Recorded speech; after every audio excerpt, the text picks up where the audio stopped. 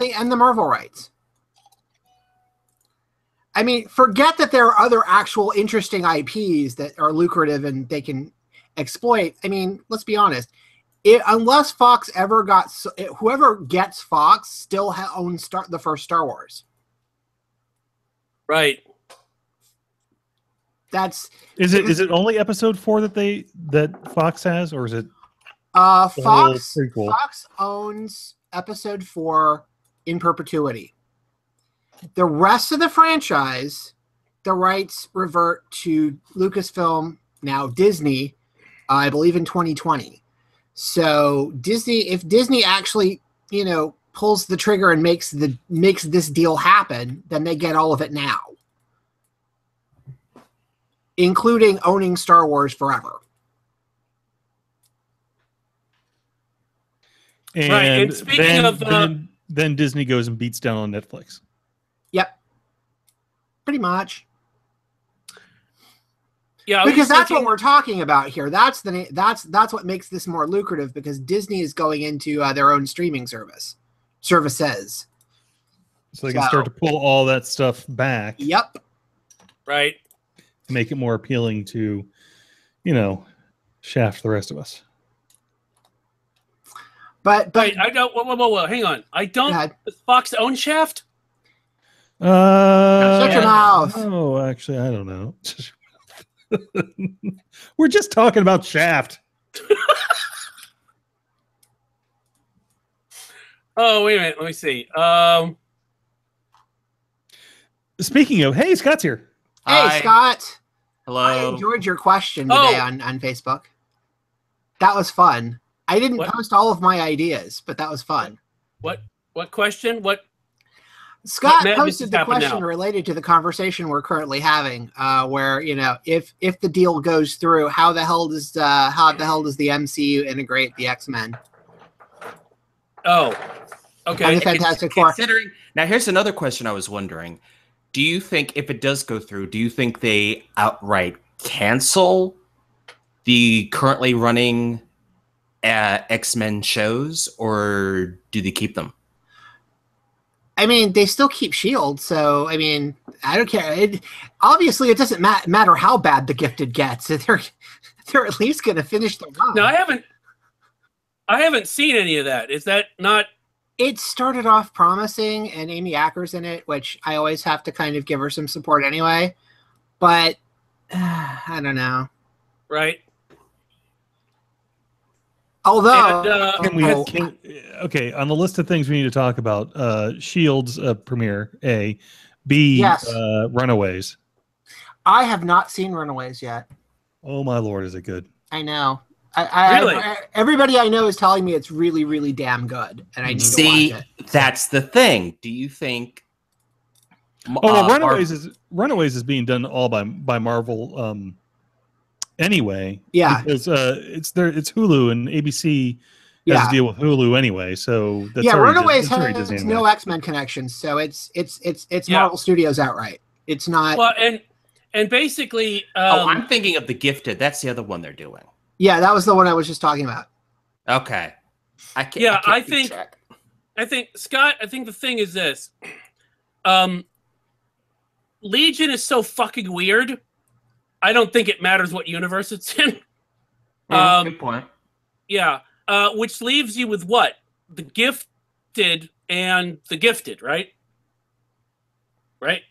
Are there any others? Think so. There were just the two, right, Tuffley? Yeah, it was just Gifted, and so far it had only been Gifted and Legion, because Hellfire never happened. I think it's still in development, but Hellfire never happened. Right. So they could basically use that or just scrap it.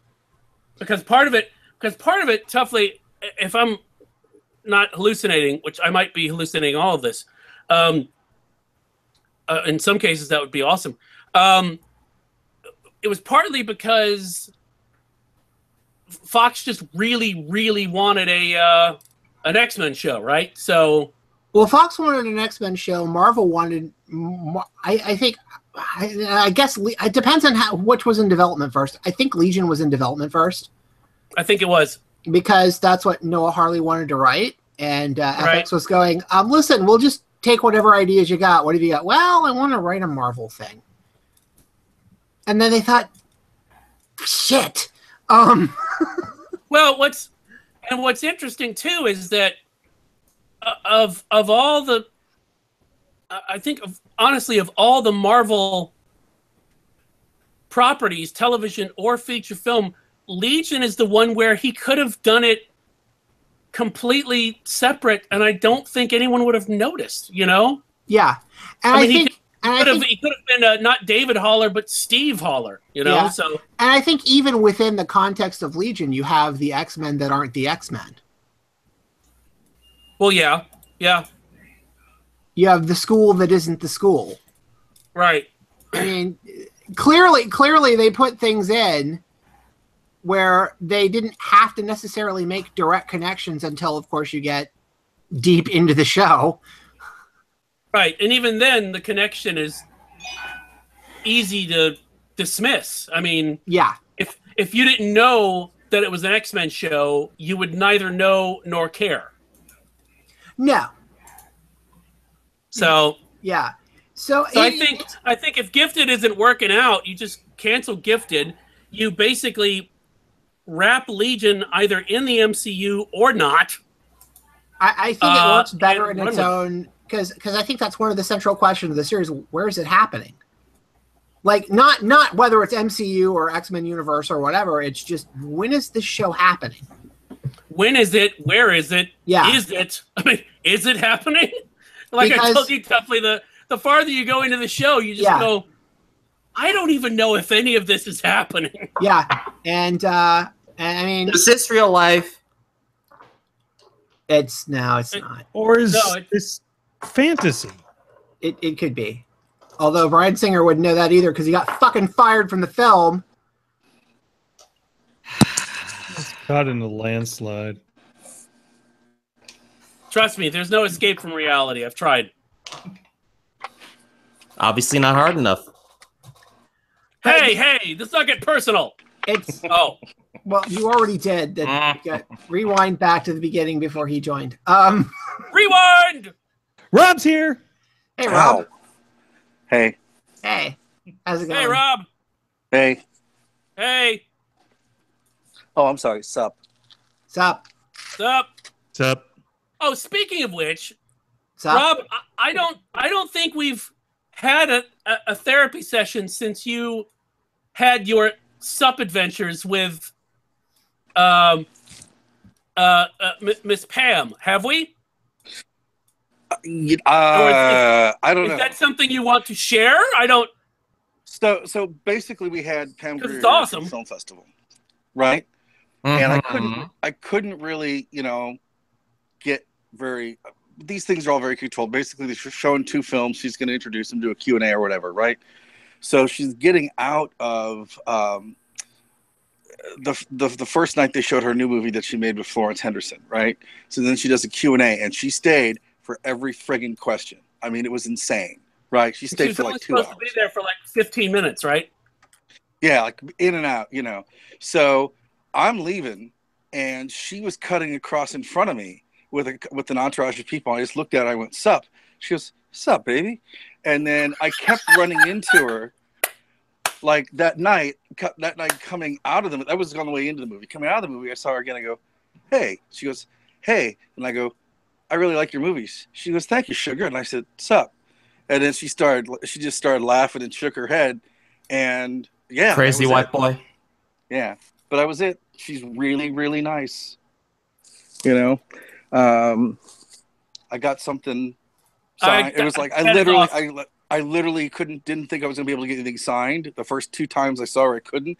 The third day, I'm kind of like, okay, I'll have it with me, and if it's tube, and if I see her, and it's kind of like, hi, I know you're trying to get out of town from the film festival, and I know that everyone's bothered you with useless crap, but can you just sign my lobby card, please?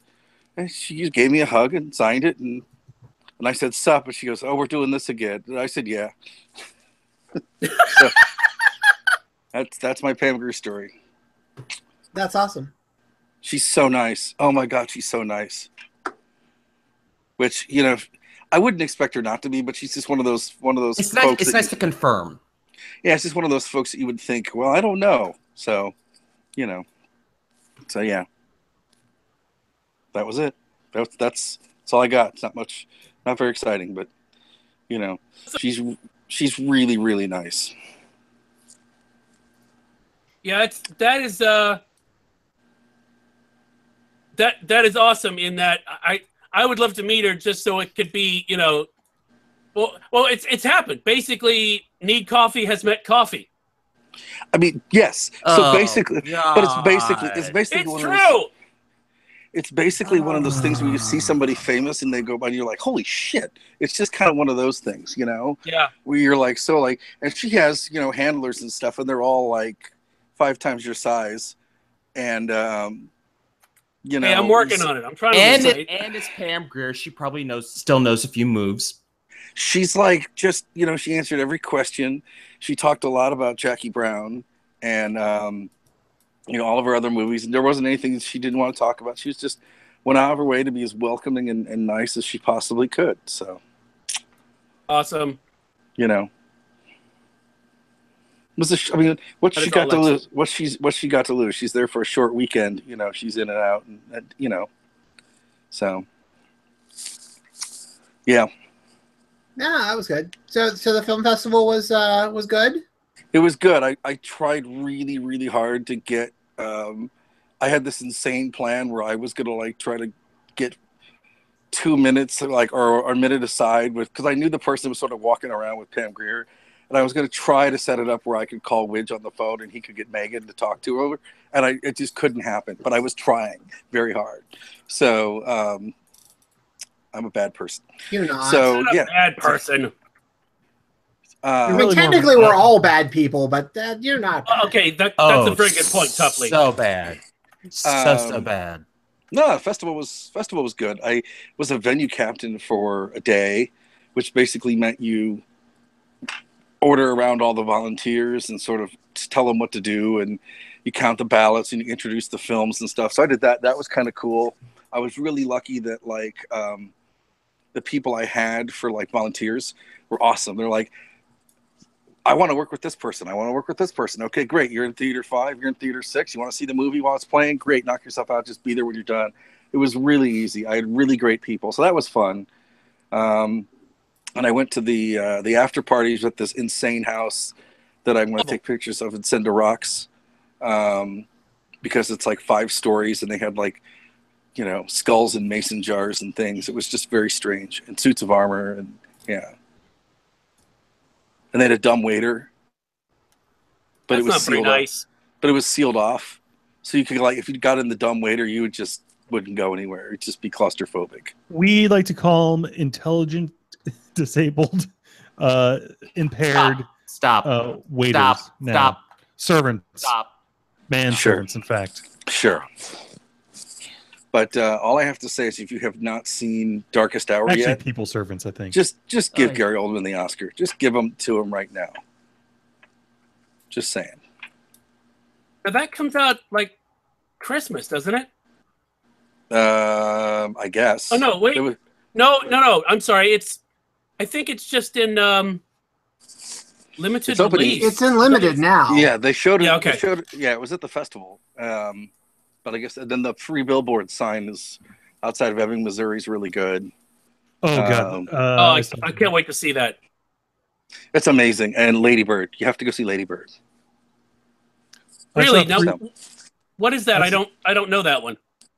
It's a lot like Ghost World, but Laurie Metcalf's in it with Saoirse Ronan. It's sort of this coming of age, kooky kind of film. It's just kind of hard to explain why it's really cool, but it reminds me of Ghost World. I saw 3 billboards with a Movie Pass. Wasn't it great? Oh yeah, it's fantastic. It's so odd. Oh yeah, and I had no idea what to expect. It's again, going back to the Movie Pass thing, I just kind of said, well, you know what? I wouldn't normally pay to go to the movie theater to see this. I'd wait for it to come out or whatever at home. But hey, it's free for me essentially. Yeah, I got my Movie Pass. I need to try that out. Okay, yeah, it actually is. It opens here. It looks like Thursday. Yeah. I don't know. Lady Bird or Three Billboards? No, sorry, Darkest Hour. Oh, Darkest Hour. Well, yeah, Lady Bird's already out here. Yeah. I mean, here anyway. Yeah, and the great thing about Darkest Hour is not only is Gary Oldman good, but like Kristen Scott Thomas is great in it. Remember her? And oh yeah, Ben Mendelsohn, who's in the Star Wars movie. I think he was in Rogue One. He's great in it. He was like the baddie, right? Yeah. Yeah, I absolutely loved. If you haven't seen it, it's worth finding. I think it's Wired, where they do the autocomplete questions with like the cast of movies. Yeah.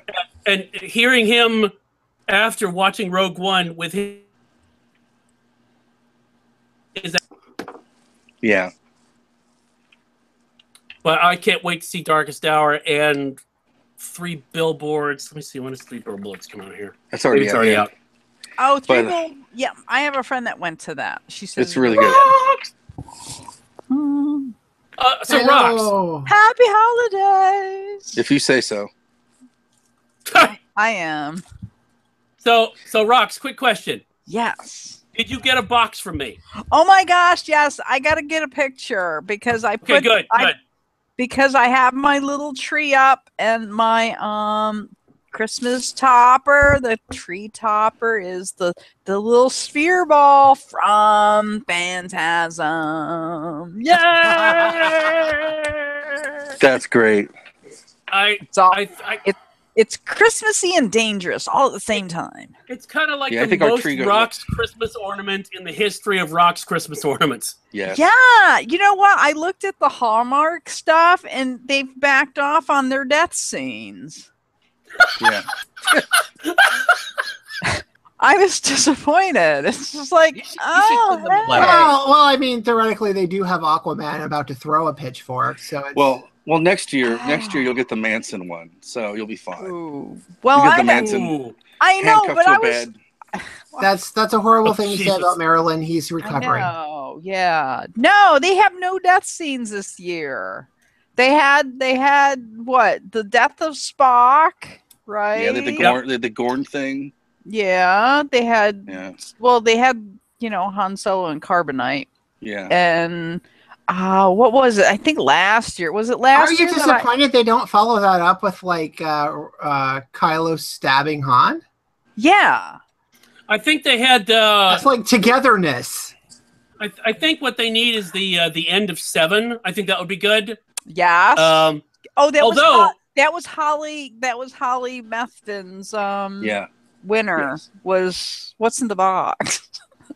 Well, and can I just say that I don't know. I think it was this year that Gwyneth Paltrow and her boyfriend went as the end of 7, and she had her head in a box. Oh, whoa! That's amazing. Yes. Well, years ago, somebody had a snow globe of the death scene or the accident scene in Fargo. Oh, I've seen that. Yeah, they've done. There's a whole series of. I think there was a series of cinematic scenes like that, but also a scene of like just really twisted stuff, like 2 people meeting in a snowstorm, and they're both tipping their hats, but one of the person's head came off in the hat. Yeah, I know FX was giving away Fargo snow globes. Oh, that's awesome. Not those, not the one she's talking about. Mm-hmm. Right. They were giving away Fargo snow globes, I believe, around the time of the first series. Yeah, they were. I have a question real quick. Are we allowed to enjoy 7 anymore, or has that been forbidden? Yes.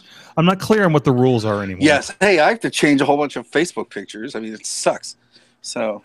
Wait a minute. Why? Well, because Kevin Spacey was here for the film festival, and then Janet and I met Garrison Keillor It's last year. all your fault, Rob. No, that dude was creepy. Actually, I think I remember telling. The dude was. When were you in the room with Trump? Oh God. All right, wait a minute. I want to hear how creepy Garrison Keillor is. Well, we got our picture taken with him, and he was talking to Janet, and it was like, oh, he's like, I could tell by your features that you're Scandinavian. And she goes, yes, my family's from Norway. He goes, Norwegian women are very beautiful. And I just said, yes, Garrison, she is. And he just kind of gave me this go away look. And so we got a picture, and it's like, most of the times you get a picture, it's like, you don't put your arm around like some dude's wife's waist. It was just kind of creepy. It was not the friendly waist. It was the like yank them in close kind of way thing. It was. He pulled the George Bush on him. Yeah, and I was just kind of like, okay, and then it was like literally he's talking to Janet, and they had to like drag him away to like talk to the next person. She's like, oh, you have a very radiant face, young lady. I'm like, yes, she does, Garrison. Yes, she does. Wow. Yeah. So. Wow. But yes, I still enjoy 7.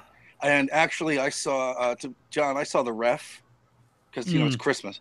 And I'm like, oh yeah, he's in that. So. I mean, I feel bad and creepy, but it's The Ref, so. Yeah. Well, I mean, I Baby Driver. I mean, what do you do with Baby Driver now? You watch it is what you do with friggin' Baby Driver. Yeah. It's not the reason you watch Baby Driver. Absolutely. If you start doing this, if you start whitewashing every single movie, you're in trouble. I mean, if you start saying, my God, for everybody. It's like, really, I mean.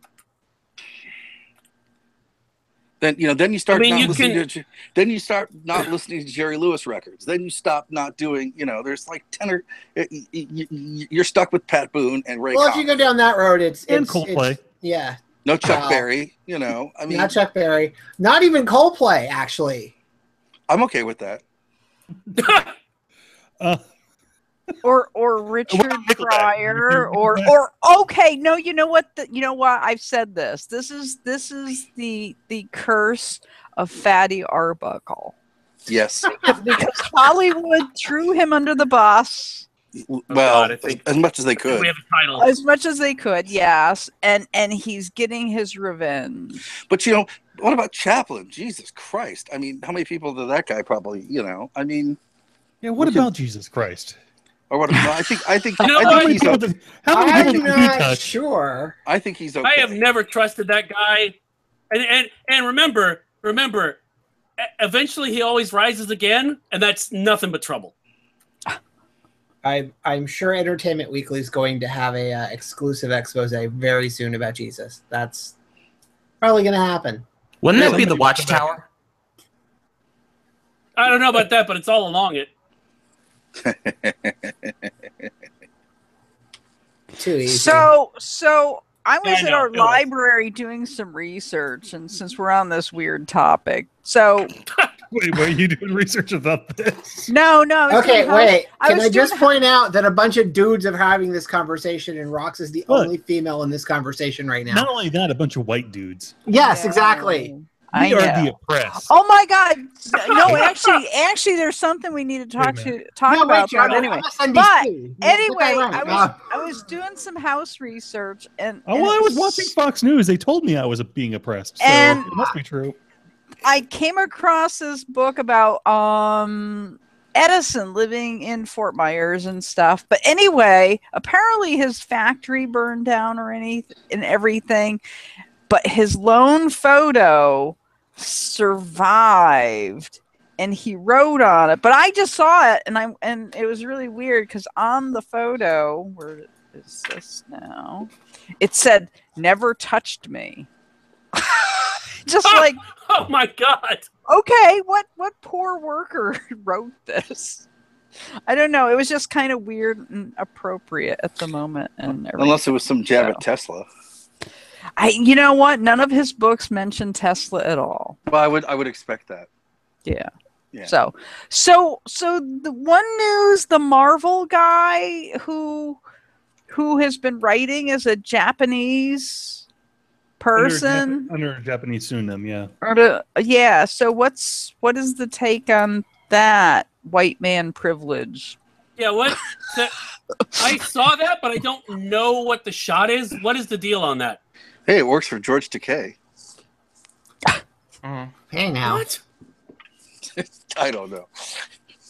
None of us do. Does anybody know the shot on that? Because I don't. No, I don't either. I just read headlines and I was like, whatever, and moved on. I mean, there've been bands that have said they're J-pop bands in Japan to sell records, and then they just Milli Vanilli all their videos and stuff, and then when people see them in concert, they're a bunch of white American kids, but people are really excited. They don't care. As long as it's culturally sort of, reverent, I think that's... But I don't know. See, I don't know. I don't know, because I don't know the actual writers, so I don't know if there's an issue of... Remember, what was it, the Confession of a Geisha or whatever? Yeah. And there was that guy, everyone was up in arms about him writing. Like, he was a Japanese woman and stuff. Yeah. So, I don't know. I don't know the fallout. I don't, some people there may not be one. Some people wanted him fired and stuff. Well, it's not just a Marvel writer. It's the new fucking editor-in-chief that did that. Yes, that's it. Yeah. Oh. I was looking that up. I was like, oh, that sounds... Ooh, yeah. Yeah, that sounds bad. That's problematic. Yeah. It is. Yeah. Don't people do like background checks on people anymore? No. He actually came out and said he did it. Well, yeah, he came out and said he did it, but that doesn't actually... Yeah, no. Was that before? That doesn't make it cool, but it just means, well... Yeah. It's also one of those things, and I don't know, particularly because he just got the editor-in-chief job, there are a lot more people looking for things now than before. Yeah. Although I do think it's interesting, on a side note, that and I think we sort of talked about Bendis going to DC last time, but I'm pretty sure Alex Alonso is about to get an editorial job at DC. So all the old Marvel editorial is like going over to DC. It's very strange. Oh. All right. But yeah, I that's kind of a weird situation. Although he was like the Asian talent scout before he got the editor-in-chief job. So I'm not... Okay, here's a big question. Was he any good? Was he any good writing as a Japanese I don't know. person? Well, was he a good Japanese girl? Is that what you're saying? I think he was writing as a Japanese man, but I don't know. His pen name was Akira Yoshida. Yeah. Really? And he wrote some titles, 2 of which were set in Japan. I'm just like, to me, it's like the question is, which I don't know, is it just a pen name, or is it? I mean, like, what was it? H.H. Munro was Saki. I'm like, but that doesn't really. That wasn't him trying to get. That wasn't him trying to get gigs writing as if he were an Asian dude. Or I'm wondering, is this like an Alan Smythe thing? Smithy. You say Smithy, I say Smythe. Let's call the whole thing off. Okay. Yep. Yeah, but what if it's because a lot of guys? Because I know actually, and you probably read this, a bunch of stories about a lot of top shelf like Marvel writers will get like forced to write. Oh, occasionally you've got to write like a Marvel Tales backfill issue or something, and they'll just they'll just make up a pen name because they don't want their name attached to like the thing that we have to have like the development program artists do. Oh, and the comic we're going to sell for 99 cents. So Harlan Ellison explained, him doing that as a pulp writer. Yeah. But I think the thing is, if it happened back in the 50s, nobody would care. Well, I think it matters now. It matters now. The only reason this sort of matters now is because the dude's the editor-in-chief. Yeah. Yeah. Well, and the other thing too is, and I'm looking at this article at NBC News that said there was a guy, Michael Derrick Hudson. He was a poet, white and male, from Fort Wayne, Indiana, and he had his stuff rejected multiple times under his real name, but he submitted a poem under a female-sounding Asian pseudonym, it says, and it wound up in the 2015 edition of Best American Poetry. So, I mean, again, it's like, is it a name just to be a name, or is it a name that you have chosen specifically to? Yeah, I'm trying to figure out what one has to do with the other here, because what I'm reading, at least from what I'm reading here, it's not making. It's not a non-issue, or it's just not making sense. It's not making sense how this is. I don't think he did it to get over, because he was already in the company under his own name when he wrote these. Right. Yeah. So it's not like, I think I would think it's the thing that we've been talking about. Like, he just needed a pen name and he didn't want it credited under his name. Mm-hmm.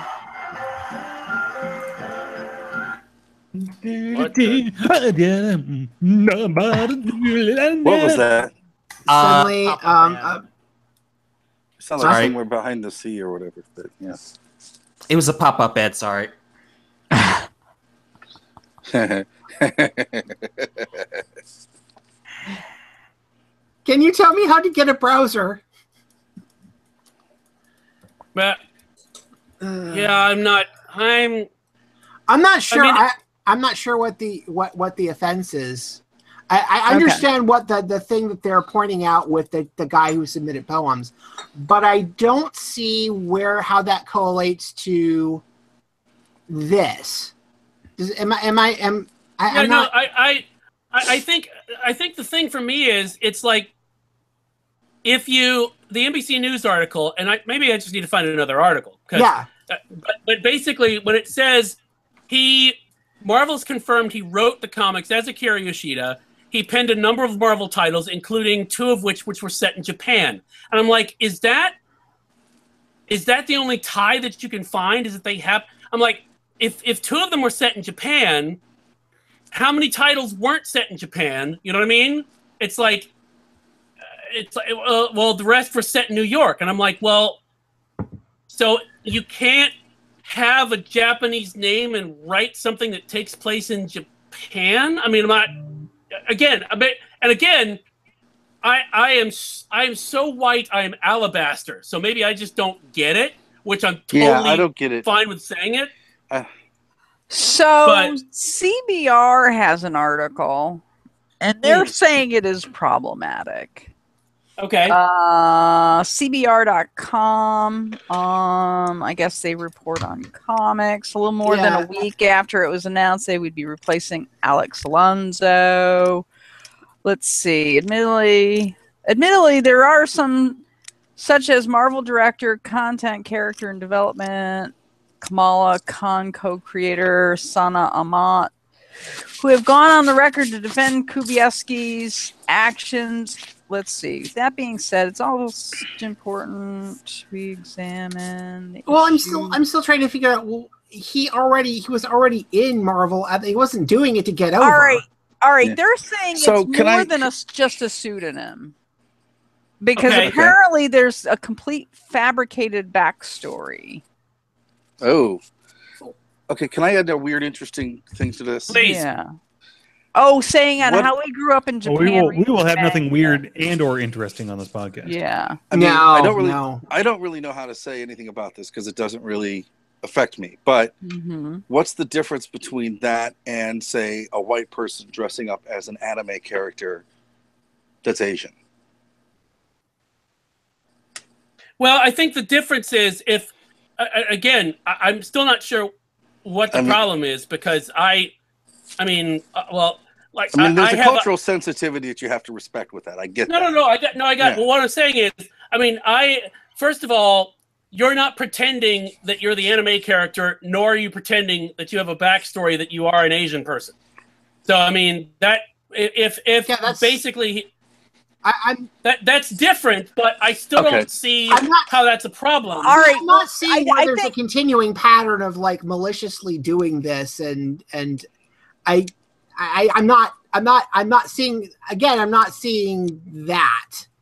No. Well, one saying that regardless how you cut it, honesty is something that is sorely missing from this narrative. Readers were lied to, journalistic outlets were lied to, publishers, because they're saying the whole backstory that this instead of just saying, like, I'm J.K. Rowling, which, you know, remove the Joanna or whatever, this guy created a whole backstory of creating a full fictional person.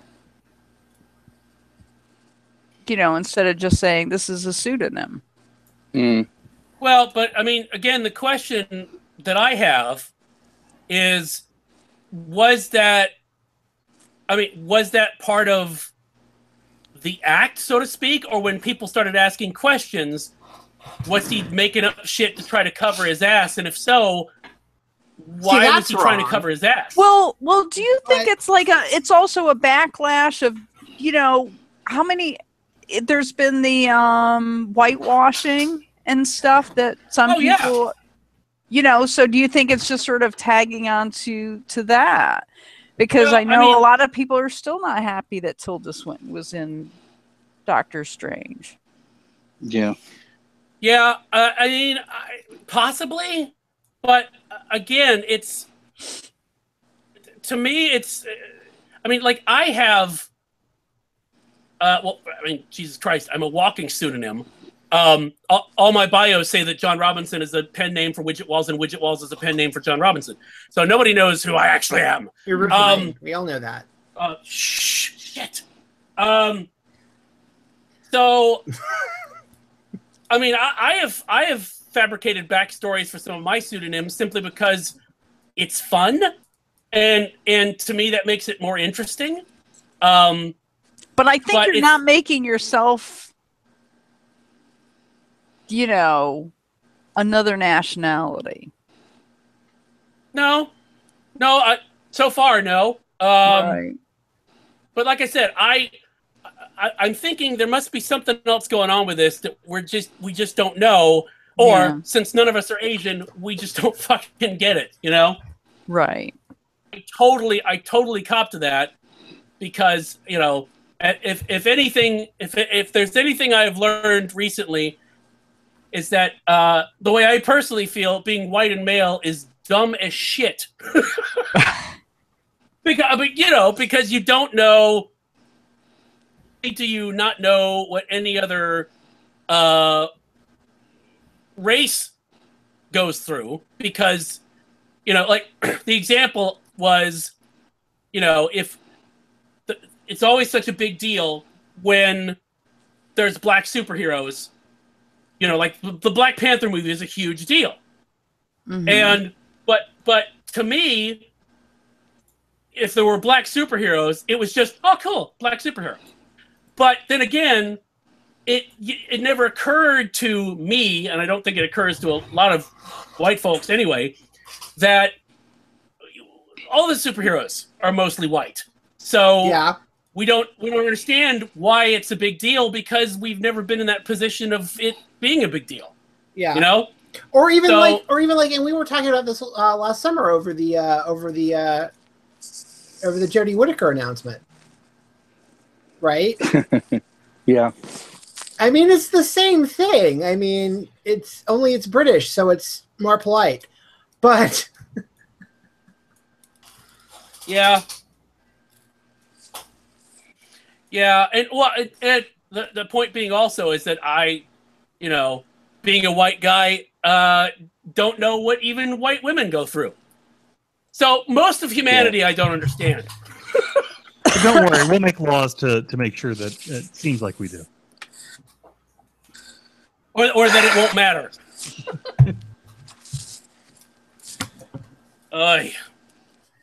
So, well, there you go. That's the racial equality part. That was an awkward moment. Hey, everybody. Can we now apply for a grant? Yeah, no. We should. Yep. You're assuming there's money for grants. Those things don't exist anymore. I was going to say, and we'll also be taxed on it. So, you know. Thank you.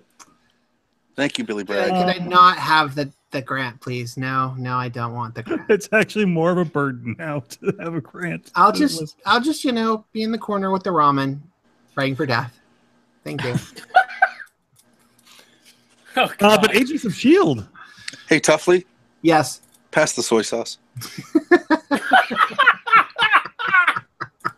Oh! Now you're going Asian again, are you? God damn you people! See, I tied that all You're together. gonna be all racist. I tied it all together. Oh God! So, Rox, have you seen The Marvelous Mrs. Maisel yet? I saw the first episode. I loved it. I did too. Her manager reminds me, and Janet and I think the manager was modeled after you. Yeah. We mean that in the nicest way. I know. Yes. I just saw the first episode, and that was during its sneak preview of what they were going to air. So the pilot season? I really... It's really the good. pilot It's well season? written. Yes, for Prime, Amazon Prime. I think they're getting rid of that. Which one? Oh, the pilot season. Amazon's getting rid of the pilots. Amazon Why? don't even. Yeah. Really? Because they're just going to greenlight stuff. Oh, they're just going to go ahead and not let anyone choose on it? Because there's that one Haley Joel Osment's in. I don't know. We didn't get a vote on the Lord of the Rings thing, so I think they're pretty much done with that. Oh God, that thing. I mean, why spend money on pilots to just show people? We have to kind of cover the 200 million bet on a show we don't even have creatives on yet. Yeah. You'd think with all the fantasy that's out there, they just have to go back to Tolkien. God. Yeah. Fuck. Well, that's because they want money now. Apparently, they're like, yes, we'll let you we'll franchise anything now. Well, I mean, if it's done right, you can have things exist in multiple planes. Yeah. If it's done right, it's just that's not what I'm saying. I'm saying it's just. I know it's getting ridiculous. There is more out there than just Tolkien. They could have gotten something for a lot cheaper. Well, the thing is too. I mean, first of all, Tuffley's right in that the law of relative development demands that this is going to happen. So all you can do is pray that it's going to be good. And second of all, I mean, Tolkien wrote a lot of stuff that is not strictly what's been covered by the movies so far, I believe. I mean, I guess so. There was the Silmarillion. I tried to read it, but I kept falling asleep.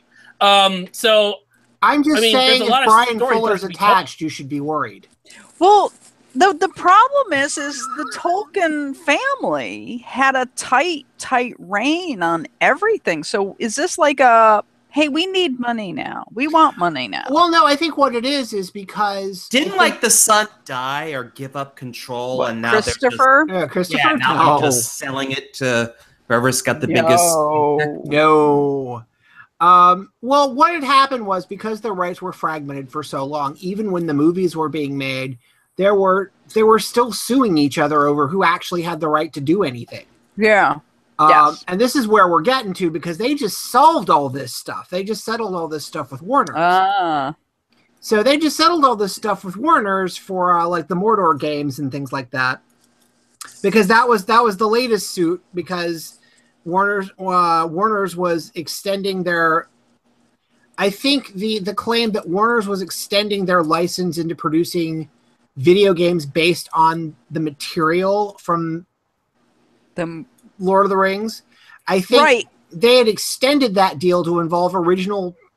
The Mordor stuff is a more original thing that's occurring in that universe, and I think that's what the estate was suing about because they didn't want like a room of video game developers.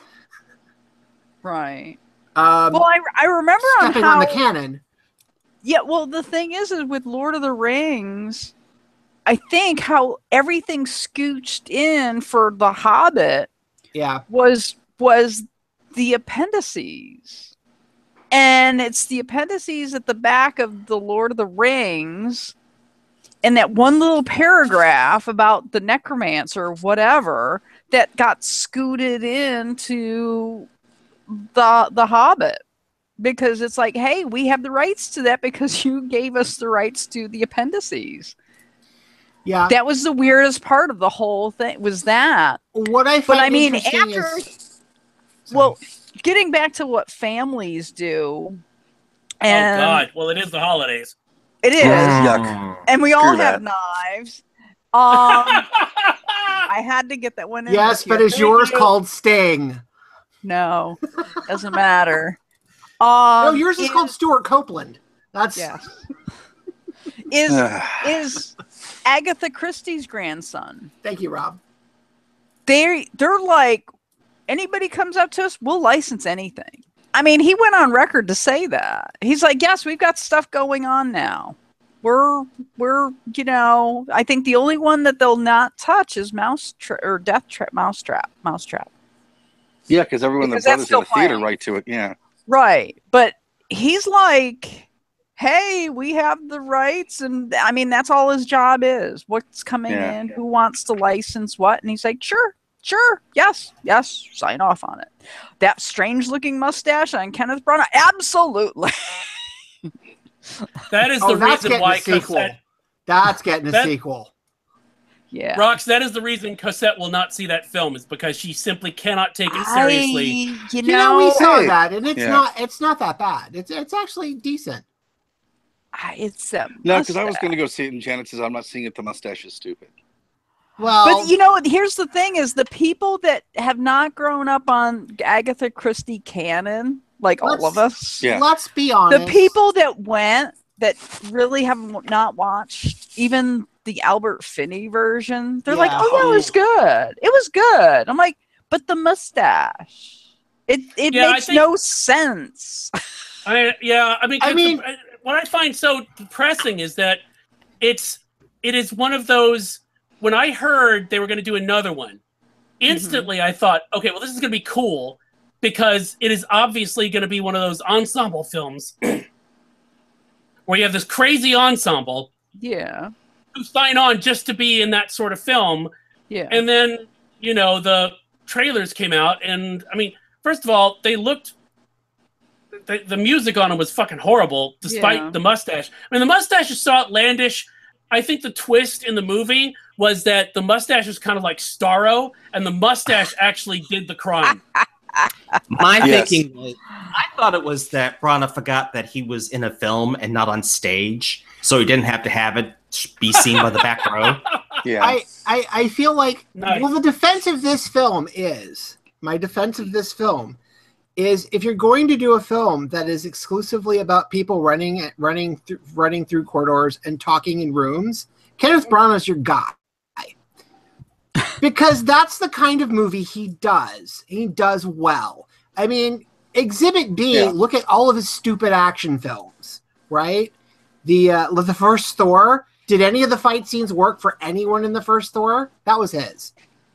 That Jack Ryan movie, the thing that we talked about, the fight scenes that were so horribly choreographed and with the zoomy camera, that was horrible. Kenneth Branagh should never be allowed to do action films ever again.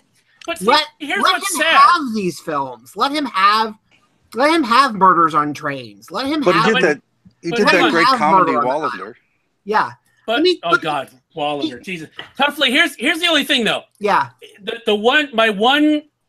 Since we're defending things, my defense of Branagh action scenes, the Henry V, the battle in Henry V is fucking amazing. No, don't get me wrong. That's amazing. And let's be honest, that's why he was hired for Thor. That's why he was hired to do, and Thor was the reason he was hired to do the Jack Ryan film. But here's the thing. Did you actually look at the action scenes in the first Thor? Do you remember? I did look at them because I've watched it a few times. So yes, but they're not very good. They're not composed well. They're not. Now, Toughly, just playing devil's advocate here, is that something that we're all thinking that we were thinking then, or are we thinking that now because now that we've seen Thor take on an entire army with Led Zeppelin playing in the background, most action sequences involving Thor pale by comparison? Well, no, if you remember, and I think I might have talked about it when I was complaining about the Jack Ryan movie on this show when we actually went and saw it. But I was already complaining about Kenneth Branagh's action scenes because he doesn't do them well outside of the one Shakespearean film he does a really good job in.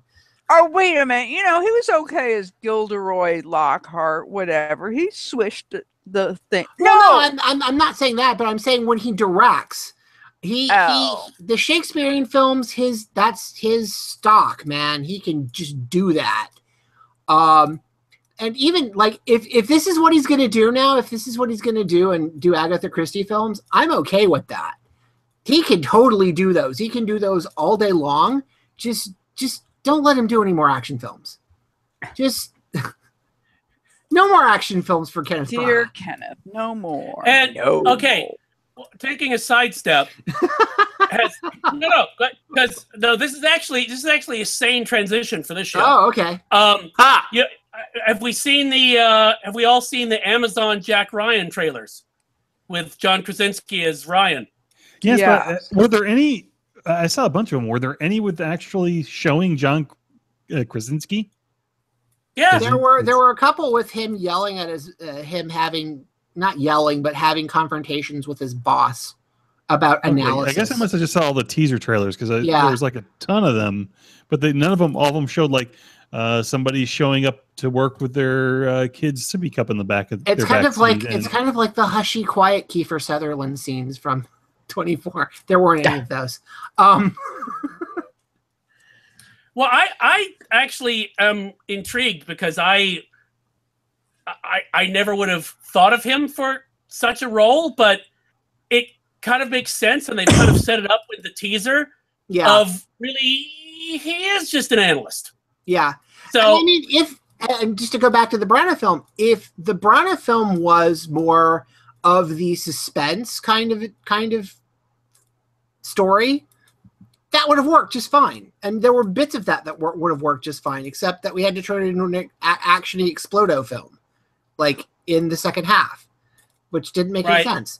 But I think this Amazon thing, from what I've seen of it, looks really interesting. And I'll be curious to see how that gets pulled off. Yeah, I'm very interested. I'm also interested in his horror movie that he has coming out next year. John Krasinski. Yeah. What is that? He's doing a lot of different really interesting stuff. He is Rox, you should watch the trailer. I think you will really be intrigued. It's called A Quiet Place. And it's him and his which I did not know they were married in real life, Emily Blunt, his wife, playing a couple who has 2 kids. And there's just the whole trailer is very silent. That thing. Yes. That looks like it could be amazing. And apparently he's directing it, and he rewrote the script. It was an original screenplay. And it's all silent, so you know. Well, but that is my question. If that film, based on that trailer, is as one would think, you know, mostly silent, that is going to be tense as hell. Yeah. Because that trailer is tense as hell. Well, it's an interesting time for people to experiment with horror films. Yes. And I think Get Out is a really good example of that. Get Out is the reason it's happening, I'm sure. Oh, yeah. Yeah. Well, God. there was the film before that was last summer, the chase film. What, It Follows? It Follows, yeah. I think that's what kind of started this, where people were doing like really interesting experimental kind of horror movies that people actually liked. I think it's really interesting. I think it's really cool. They kind of have to do that now because they're not going to get enough money because horror movies aren't going to play in China. So they kind of have to go the indie route. Well, I think it's kind of like, well, remember that, you know, there's a really good independent film history inside the horror film. Oh yeah. There's all of, you know, Coppola and Lucas and all of those guys came out of it. And, you know, so now we're kind of going back to that a bit where, you know, horror films can make a lot of money, but they're also cheap for studios. So it's easier for studios and more lucrative because somebody's going to pick that up on video. Somebody's going to stream those things. Oh yeah. And so that's their whole like raison d'etre. They spend like less than $5 million on a movie, and if it bombs, no big deal. But if it makes money, it makes a lot of money. Well, but see, here's the thing: is that also that has been the reason why. If you're on Netflix and you're like going through the horror section, and you're like, my God, there's so many horror movies that look like shit. is because if I spend $5 million on a horror movie, it's going to do well somewhere. I mean, it'll get picked up like for Europe or somewhere. It'll do well. It's like the whole paranormal. And those. Well, not even that. Not even that, Rox, because those made a shit ton of money, a huge return on investment. I'm talking about they were cheap. Oh no, I know, I got that, but I'm talking about the films where I put in $5 million, I get back $10 million. Yeah, I then put out two $5 million films and get back two $10 million. But so it's just very. And Ethan Hawke cleans up.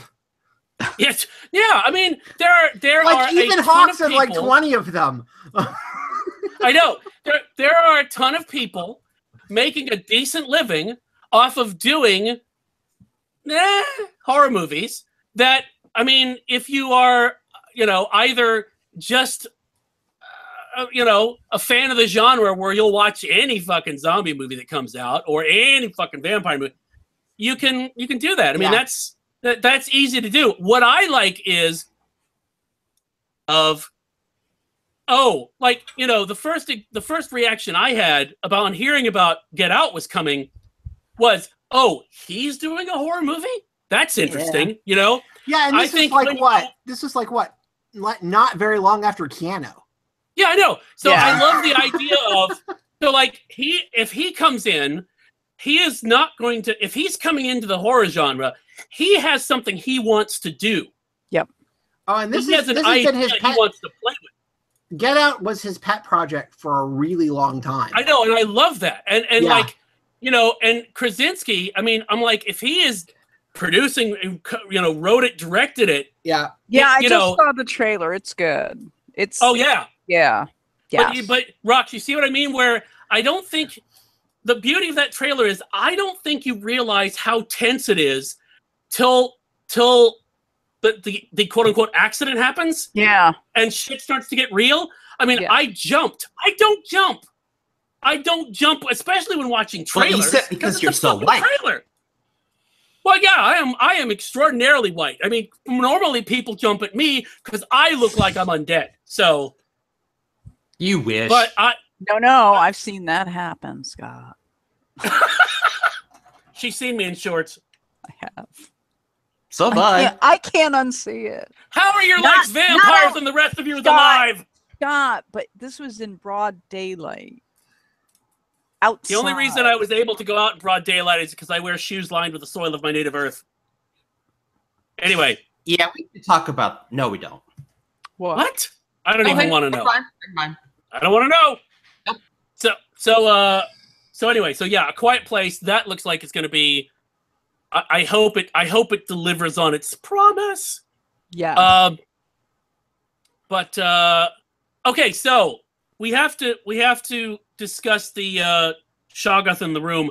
I have not seen it. Who has seen Justice League? I have. I have. Not. Oh, please. I'm all right. It was a Movie Pass movie as well. It was what? I Movie Pass movie. We'll talk about Movie Pass again. That was going to be my. By the way, it was worth the Movie Pass. That's the best. That's the best I can say about it. Oh man. I felt. And is that? I felt the same way afterwards as I felt after Avengers 2. Well, that was a movie. Well, the thing is, and I said this, I don't know if we talked about this before. I don't know if I forget what I've talked about. Anyway, the problem with Justice League, in my mind, it was an okay movie, but most of the characters, they didn't, unlike the Avengers, they didn't earn it. Yeah, you know what I mean? There was no. There was no character buildup. Even Batman, for crying out loud, did the only character that had any real buildup to it was Wonder Woman, and she was fantastic. Yeah. With what they gave her, and to a lesser extent, Superman. I think there's a bit at the beginning of the film that the phone footage thing. At the very beginning of the film, I looked at Kim. I leaned over to Kim right after that. I was like, that is the most Superman Cavill's ever been allowed to be in these movies. Yeah. How did the CGI lip look? Like a CGI lip. Like a CGI lip. It was Really? Really? They did a crap job? You can. Well, it's the problem is it was a rush job. They didn't really have that much time to really make it look good. How long does it take Yeah, to make our lip look good? If only. Well, I don't know. I mean, they had to do it by hand. It was a hand job. Well, there aren't that. I thought it was a lip job. It was a lip job on the hand? Wait a minute. I'm so confused. Well, you don't really. He's not really in that much of the film. Yeah, exactly. And the thing is, and I'm a spoiler alert, but he shows up and then just beats the hell out of everybody. And it's the Marvel. I mean, excuse me, DC has that problem, which is that's the Superman is OP. The classic problem, exactly. The classic problem. Superman is OP. Shows up and then everything is solved. Which is funny because Marvel works with it really well with the Hulk. You know that he's not Thor. Yeah. Well, yes, but with the Hulk and the Thor, they had with the Hulk and the Thor, they had to get really creative and write both of them out of Civil War, because if you could have either one of them involved in that film, that film would have been 20 minutes. Well, assuming that they're not fighting on opposite sides. Yeah. So you have to but even then, they showed in Avengers 2 for all of its flaw. Was it 2 or? Yeah, it was 2, right? They all just blur into one now, don't they? I don't know. I don't know what's going on. Has there been a 5th one yet?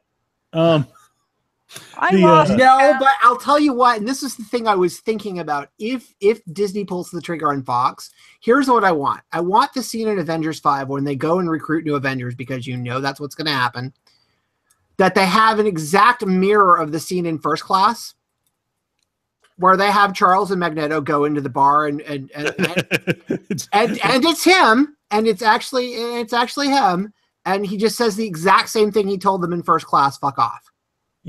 So you guys again. Fuck off.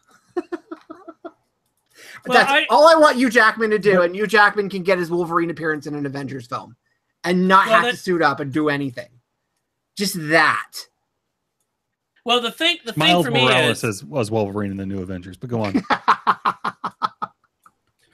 Well, I mean, the thing about not earning it, I mean, that to me is the difference between Marvel and DC. Oh, yeah. Is that Marvel, to me, the most impressive thing about Avengers 1, and I've talked about this before, is they spent from Iron Man all the way up till the very end of Avengers for the final battle before you really had them become the Avengers. And you have to have the moment where Tony says, call it Cap. That is when it pays. You have to have that a believable moment, because Tony Stark is not going to follow just fucking anybody, because he's Tony Stark. Yeah. So once he does that and they have the hero shot, it's like, oh, it's fucking on now. Yeah. That to me that's amazing. I mean, that they were able to play the game long enough to pull off that moment. You know, it's like we went through how many movies to get to this moment, and they absolutely nailed it. Which and the thing that I think bugs me the most about, looking at the only thing that bothers me about looking at Infinity War's trailer, which I swear to God I have watched I don't know how many times. You're not alone. Yeah, is that I think too many people so far have already forgotten how fucking awesome this is, just from the standpoint of, like with Avengers, no one had ever done that before, right? Yeah. No one had ever, created a cinematic universe, for a shorthand way of putting it. And the idea that you're going to tell, what is it? Like, how many movies has it been? Like 20 or something like that? To tell a full story with that broad a canvas, it's fucking incredible. So and for the most part, each of them are also individually their own thing too. Yes. See, that's the other thing that they don't realize is like outside of a few things, they can be their own movies, but that's something DC is not seeing. They're trying to do this quick, and they're just fucking up. And it's sad considering that they've got like, it's ridiculous. Well, I mean, the actors in Justice League, the actual characters, with the limited amount of time that we got exposed to them prior to them just basically jumping into a glorified let's go grab the Infinity Cube. You mean the Quinjet to go get the Tesseract? Yeah. Yeah, exactly. I kept watching Justice League and looking at the mother boxes and thinking that's going to be shitty loot. That's going to be shitty loot for Black Canary, and I don't even play her out. It's probably you're not going to. They should have known that they aren't going to get any good loot unless they actually produce some micropayments. Yeah. I had all sorts of Injustice 2 jokes that in the entire fucking movie. Fucking loot boxes. So I didn't think the characters were terrible. I didn't think the actors were terrible. In fact, even the so-so CGI of Cyborg didn't bother me that much. I thought that given what they had with him, the character was interesting enough and had some depth. But the problem is, I didn't have any more vested interest than 15 minutes of knowing who he is and just my past knowledge. If I walked in without any knowledge of who Cyborg was before this, I would have just gone, "This guy's dumb. What is he doing around here?" I think the actors who played the leads were very good, and for the first time, some of them were likable, including Superman. Listen, Kim and I have been on this show talking about how likable Cavill is in other films.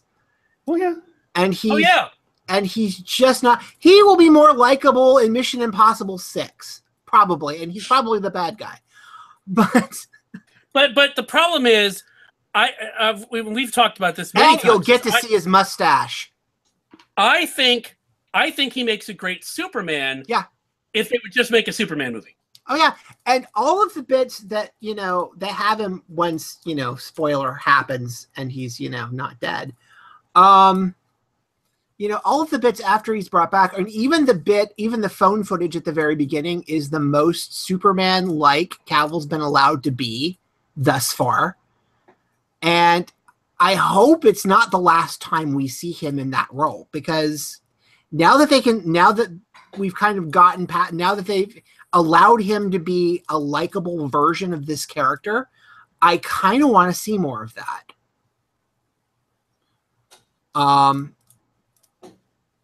So I'm very interested if we actually get another Superman film. No, it's debatable if we're even going to get Batman film at this point. Well, yeah, and I think they actually did it not feel like they actually wrote that? The bit where the bit where Bruce is going on about wanting to retire. That's an interesting point. Yes, they did mention that. I mean, I wouldn't be surprised if by the end of the Batman you end up putting somebody else in the suit. Well, which is a shame, because again, based on Batman v Superman, I thought Affleck was a great Batman. I think what Affleck wants to do is Affleck wants the Downey gig. Affleck wants, let me just show up for a couple of minutes in this film and be okay. Because he's still going to be Bruce Wayne. Bruce Wayne, yeah, exactly. He's still going to be. I think it's going to be like a mixture of like Batman Beyond with like the Dick Grayson character, which they totally won't at all introduce in the next film. They probably will, but. Well, but they're doing Teen Titans, right? The TV Wedge. Is that TV? Wedge. What? The TV. What? The TV and the movies aren't the same, man.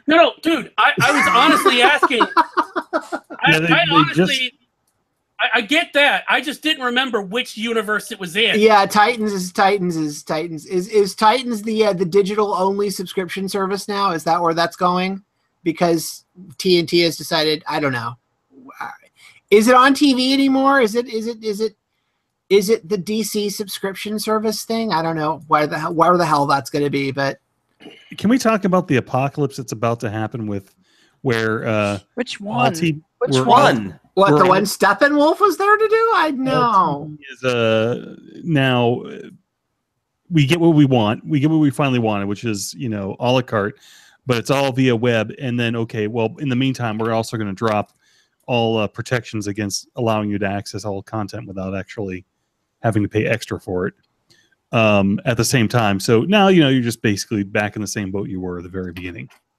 Well, do you know what I've been watching lately? All right, since you've been saying that, it's like all right, I have a boyfriend. I let him share my Netflix. Okay, we get it. You're adorable. I know. However, he screwed up my whole entire algorithm. He watches these reality shows, and I can't find anything. I can't find anything. Do you have to smoke a cigarette after he screws up your algorithm, or? No, he's watching it at his house, and I'm watching it at my house, and I look, and it's all. No, it's not a real deal. It's a real deal, sir. My nephew did this with my Hulu account. He watched like a couple episodes of, Sunny in Philadelphia. You just let anybody watch it, don't you? Yeah, I do. And it's all screwed up. But anyway, here's I know. However, so anyway, I've started watching YouTube. I've been watching old shows of all sorts of stuff. I found Furniture on the Mend from the old, before TLC became the Schadenfreude of human misery channel from the Learning Channel, and it's Furniture on the Mend with Joe Larario and Ed Feldman.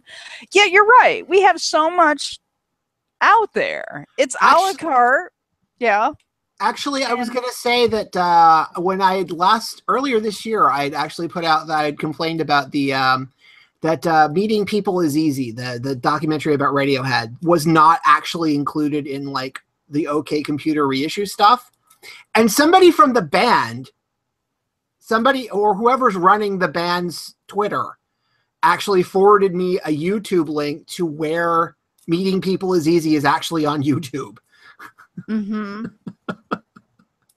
Nice. And the thing is now it's almost harder to find where, like, movies that are now streaming, you have to like do a search to see where they're being streamed. Yeah. Well, but it depends. I mean, if like, they're available at all. Well, right, but on Apple Television, like, you can, it basically searches all the services that you have plugged into it. So, all right. I mean, that's I don't have that. I'm just like, it's almost it's like full saturation. It is what we wanted for years from the cable networks. It's like, no, can't we? I don't need ESPN 1, 2, and 3.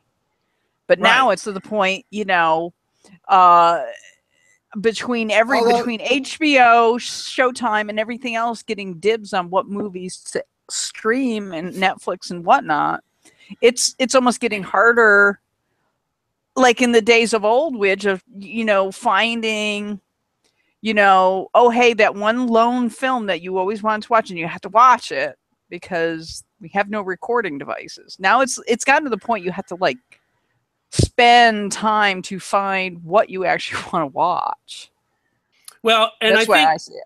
And you don't have like an outlier like Blockbuster or a third-party entity that you could just go and find stuff at that isn't like one of those branded choices. You know what I mean? Yeah. Well, but I think, well, first of all, I think I wonder is this going to make sure that we keep physical media around for longer? Because, as I've said, just because something is on Netflix or Amazon this month, and you're like, oh, I don't need to own it. Yeah, it doesn't mean it's going to stay there because it could be gone. Yes. So, and like Scott was saying, there are some films, Like, I wanted to show, I did not realize that Cosette had not seen Cannonball Run, which I think is a fun movie.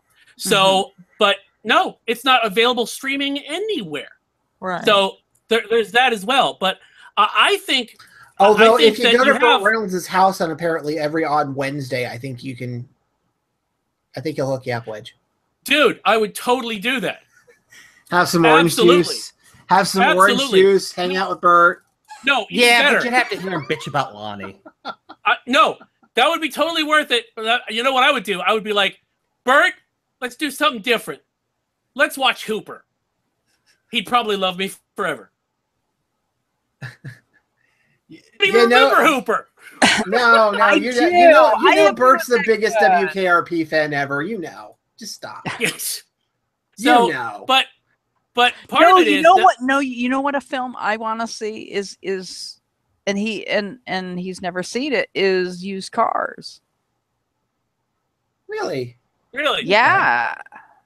I mean that one. I love that one because it's got Kurt Russell, and it's got. I think it's one of Al Lewis's last kind of films. Oh right. So in that car scene with. That's great. I mean, it's a great film. I love it.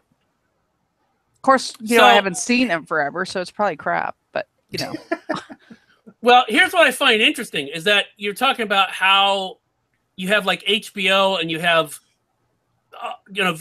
Amazon, Netflix, which are basically your it's like if Blockbuster Video and Video Village or name your local.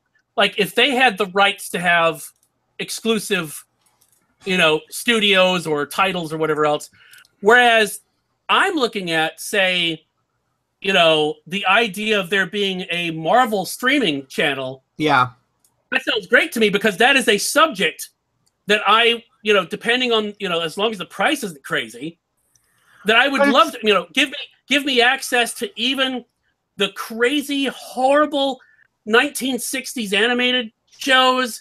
Give me all of it, and I'll pay for that. Hell, I'll even do I'll even pay for a Disney Channel if it gives me, oh, this weekend we're going to do we're going to put all of the Donald Duck cartoons up for the weekend. Have your own movie marathon. You know what I want? I want a Vault Disney Channel. Yes. Oh, absolutely. And I'm not saying classic Disney cartoons. I'm talking like all the classic TV stuff that they used to run between 1 and 5 a.m. on the fucking Disney Channel. Absolutely. The 50s stuff and the nature documentaries.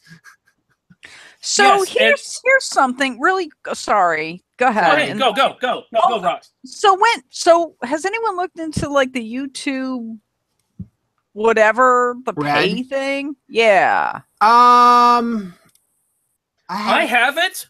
The reason I've got DirecTV now, so that's the one I'm using. But it's a variant of that, where it's. I got YouTube Red just because the ads were fucking sucking up my will to live. Yeah. Kind of the same way Spotify got me. But I mean, they have rental movies as well because that's where Used Cars is. For $2.99. So here's the thing with Red, do you still have to pay for the rental? Yes. Oh, really? I mean, basically, Red gives you, as I understand it, it takes away the ads, so you don't have any ads, and you get, and I don't know how it works with their shows that they have going on now. Does it still give you Google Music access? I know it used to. I honestly have no idea because I couldn't give a shit. But I mean, I honestly don't know. For me, it was literally one of those moments where with Spotify, I was listening to, I don't remember what it was, but it was something say Ministry, right? Yeah. Where there's a particular vibe and a particular feel going on, and then all of a sudden, an ad between songs for some fucking Keith Urban, horrible sounding country music album comes on and blew the vibe completely. I was like, all right, God damn it, you've got me. Take my money. Just make this not happen again. It's kind of like that with YouTube. Oh, I just had a breakdown and just said, take it, take the fucking money.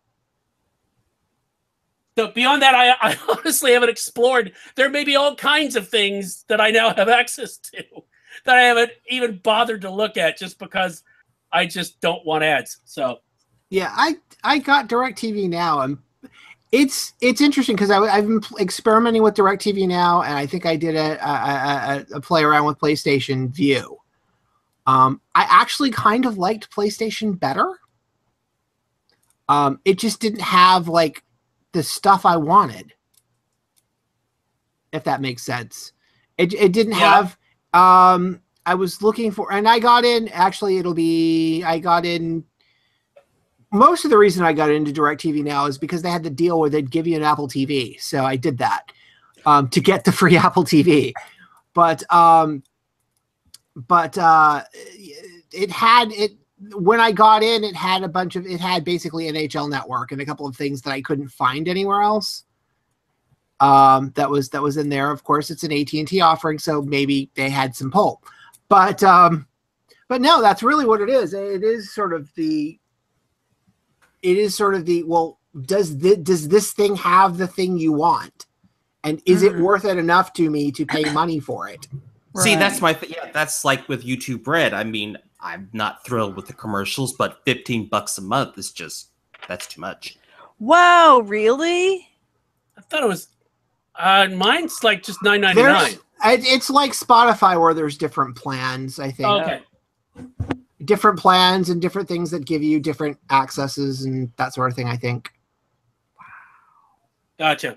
I mean, although it could be $15.99 now. When I got like I said, when I got DirecTV Now, it was they were basically throwing things at people, going, please, please, please try us, and I'm like, I think initially when it first came out, it was 15. So that I look at it now, they've lowered it. Yeah, it's still. It's that thing of you don't want you've been getting it for free. Why am I paying for it now? And I'm not that annoyed with the commercials. It's okay. I don't know. No. I mean, listen, I am the first one to say if it's not bothering you, for fuck's sake, don't pay for it. You know? Yeah. It's one of those things where there comes a point at which, you know. That Geico ad in the middle of a run of Ministry is just not what Ridge wanted. God, I fucking hate Geico ads. For every one that's good, there's like 95 that are total pieces of shit. By the way, Widge, bitching about Geico is brought to you by Geico. God damn it! No. We're a podcast. We're brought to you by Casper. What? What the fuck does the ghost have to do with anything, Scott? Don't bring the ghost into this. Come on. Is the ghost wearing a blue apron? Thank you. Wait, Casper Weinberger supports us? Yes, he does, and he wants us to get up. I know he listens, so it's fine. I just didn't know he was paying us. Okay. I have to he sure, walks further. You're doing a very good job. Honestly, don't know do you know what I'm talking about? I know what you're talking Scott, about. I never know what you're talking about, but I love you anyway. I know what you were talking about, but I just like making the ghost references. You were very convincing. That's always like, does he not know? It's like, come on. But it's Widge. You never know. I never know. I What are we talking talking about? about? Widge doesn't even listen to this podcast. What makes you think he listens to other podcasts? That's damn true. Who are you? All right, I need to go away. Ambivalence about the podcast brought to you by Geico. And Rocks and Spaz House. Happy holidays. Happy holidays! Happy holidays, Rox. Happy third Halloween, Rocks! Rox, Yes. What did you learn from 2017? Oh, God. Seriously? I was not aware there was going to be a pop quiz, Tuffley. Wow. I know, that's why they're called pop quizzes. Ask Scott first. Let me think of an answer. Scott, what did you learn from 2017? Uh, What did I learn? pain and suffering, and not in the good way. Yeah, but Scott, that's every day for you. That's you're a Cenobite, Scott. You said the same thing for 2011 through 2016. No, I said not in the good way. That's different. Oh my gosh, they should redo Hellraiser. That's actually, I Cenobites. think it works, Rox. I think. All right. I think Clive Barker's working on that. Actually, I think that's right. No, okay. I know what I have learned. I have learned that reality is a much better comedy writer than I am. That's a good lesson. Were you composing the list of people who write better comedy than you? I did learn something. Every What's that, year Rox? is like you're still in high school. Oh God. It is. When you become a Florida Supreme Court certified county mediator, no one's learned anything since high school. Oh, wow. You're how old? You're how old? I'm sorry. Okay. People solve your problem. That was about where I thought that would land. Yeah. All right, Tuffy, what about you? Yeah. I learned that Aubrey Plaza is the source of all of my torment. Spoilers. And he means that in a very euphemistic way. Yeah. Oh. Did you see that film with the nuns? What? Oh, yeah. I didn't. I wanted to. It was kind of want to. the trailer just drew me in because it's nuns. When you're raised Catholic, you're drawn to the habit.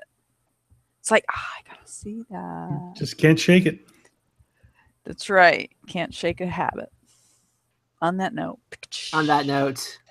Yeah. Bye, Rox. Bye, Rox. Bye. Bye. See you next year. Ho, ho. Oh my God. Okay. Here's all right. Since we're doing that. Only because You'll shoot yourself in the eye. I know. All right. So they did a remake of, Band-Aid, the Band-Aid song. Like Christmas the 47th remake of it. Yeah, the 47. Okay, so if we travel back in time to like 1960, who should be singing that song? Well, I think it would be a wall of sound production, so obviously Sonny and Cher would be involved. No. Well, 1960. So I'm thinking old school some, well, Walter Matthau's got to be in there somewhere because he could say "Times of Doom" really well. I think. And, I think Dan Aykroyd would still be trying to get into this. Yeah, 12-year-old Dan Aykroyd. Lucille Ball. She would be great in this. Come on, Scott. I know you know some. Diana Ross, probably. Yeah. All right. So we need to have some Hollywood person steal from the estates of all these people who are dead and do a remake. Make that happen. Make that holiday magic for me. Hollywood. Just go through people's tape library and sample like them singing the word you need them to sing.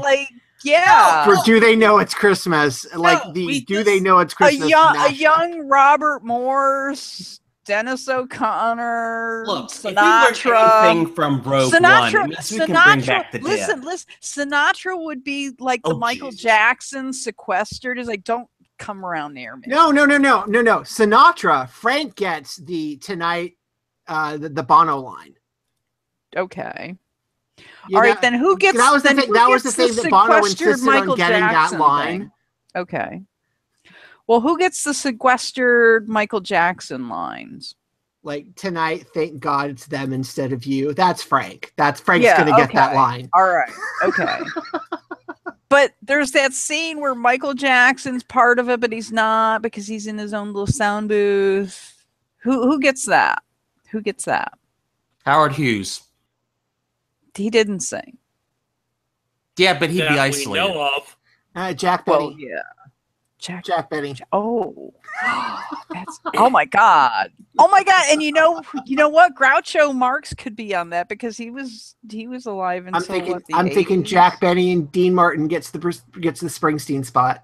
Yeah. Oh, they'd have to separate Dean Martin and Jerry Lewis, and Jerry would go "lady" somewhere in through that.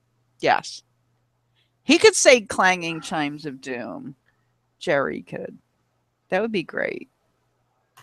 Widge, get on this. I think. Oh, I'm on it.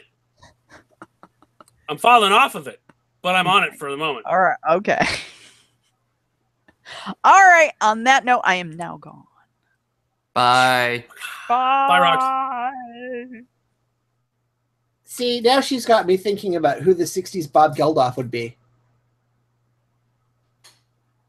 Wouldn't it just be Bob Geldof? Well, I mean, if you're going to do it in a Universal Watcher sense, sure, obviously it could be, but... Oh, and speaking of people going back in time and being themselves... Bob Geldof knows how to do that because he saw himself do that. Ooh. I tried to meld that in my head. Yeah. With the whole Rox letting people watch thing, and I just didn't work. Yep.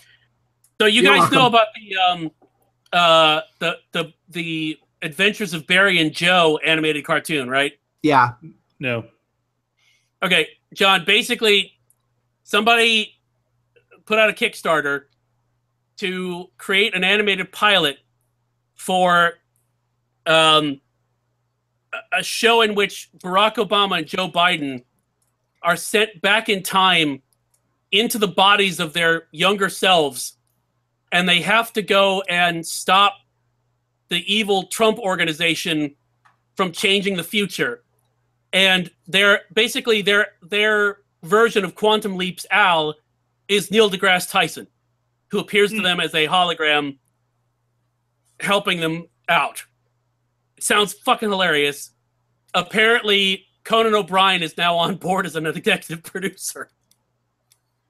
Which So how much more? How much do they ask for, and how much more do they get? That's a good question. Let me look. Because I backed it. Well, did they have to end the Kickstarter when Conan got involved? I don't know. Hang on. I think it may have already. Oh my God! I just saw the picture. Because I saw where, and not necessarily for this project, but I knew there was a couple of projects that I've backed that they had to end the Kickstarter when other producers were involved. They just made their goal. Okay. They just made it, and they 100,000. Yeah, and they got almost 108. And basically, it ended back in August, and they only just made this announcement. So,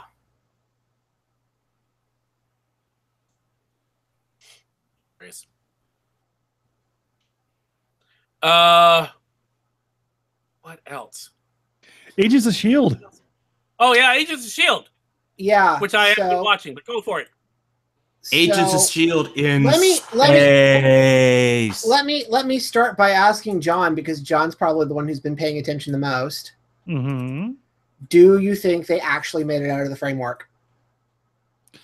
Oh, that's a good question. Yes. Do you really? I do, yeah. Okay. Yeah, I don't think it's a framework within a framework within a framework. I'm not so sure. Although they made that joke. Yeah. Like, oh no. Our heads are going to throwaway joke about that. I'm like, no. You don't do that. Well, but then they talked about there is a framework inside of the framework inside of the framework. So yeah, if that was the case, yes, I think they made it out. Okay, because the reason I thought that was like immediately I'm thinking, well, either this is going to be timey, or I mean, they're not going to let the S.H.I.E.L.D.'s not going to get to blow up Earth because Thanos gets to do it. They're not going to let S.H.I.E.L.D. blow up Earth.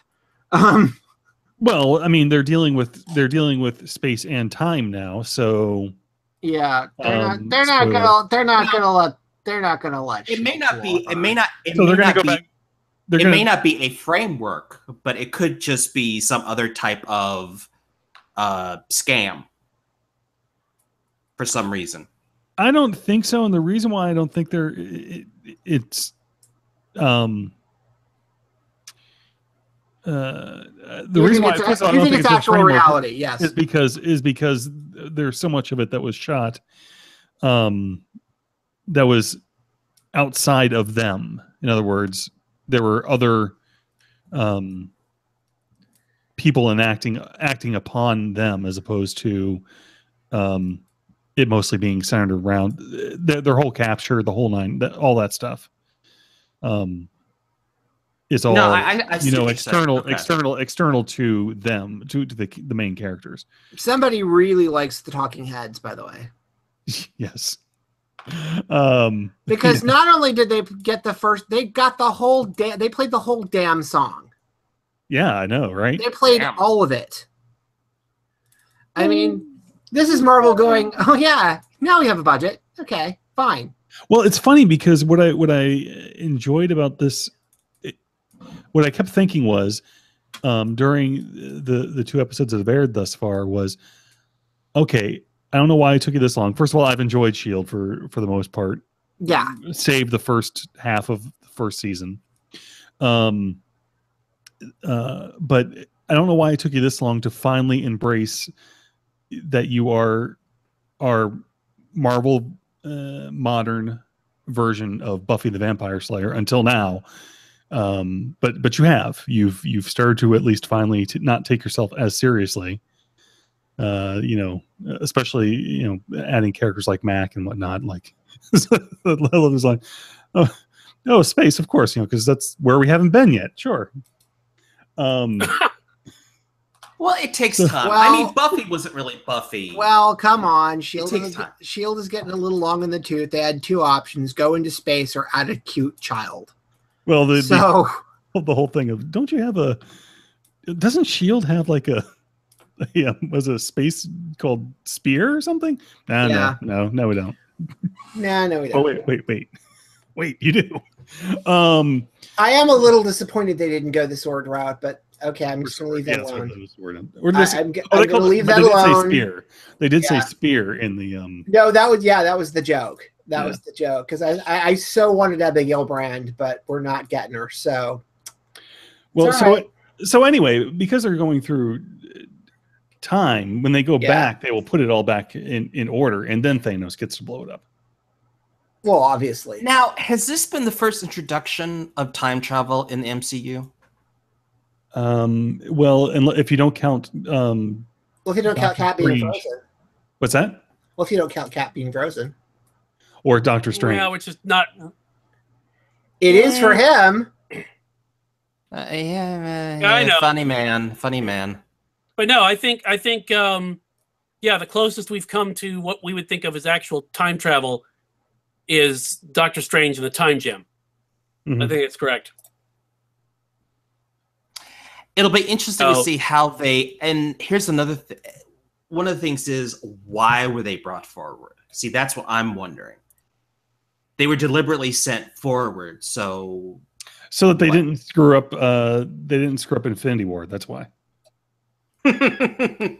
No, seriously, because I mean, if you think about it, they are still tying these universes together. Well, they don't have to explain Infinity War, and they don't have to explain Inhumans.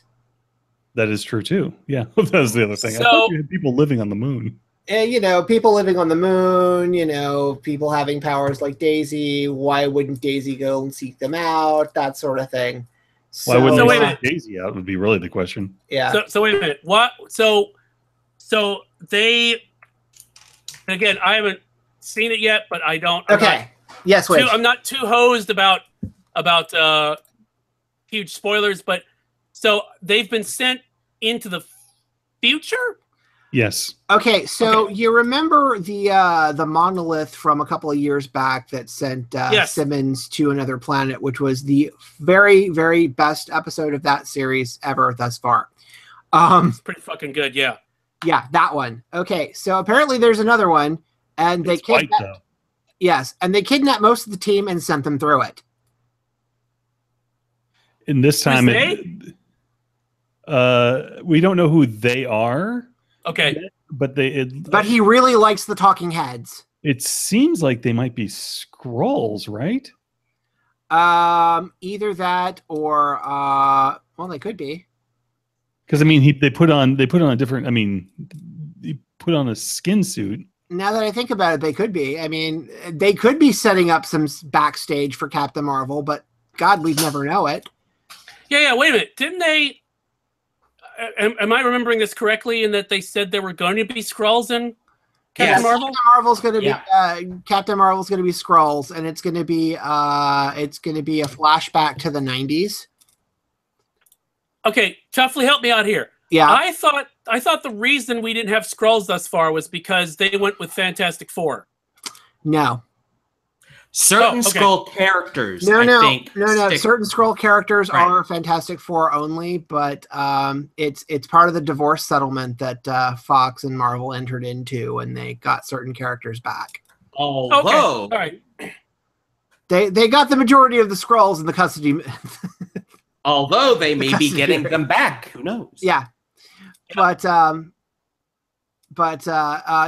Captain Marvel's supposed to be a '90s flashback with Carol and Fury. Oh, you know what? Now because Samuel Jackson's going to be in it too. So cool. And they got what's his name?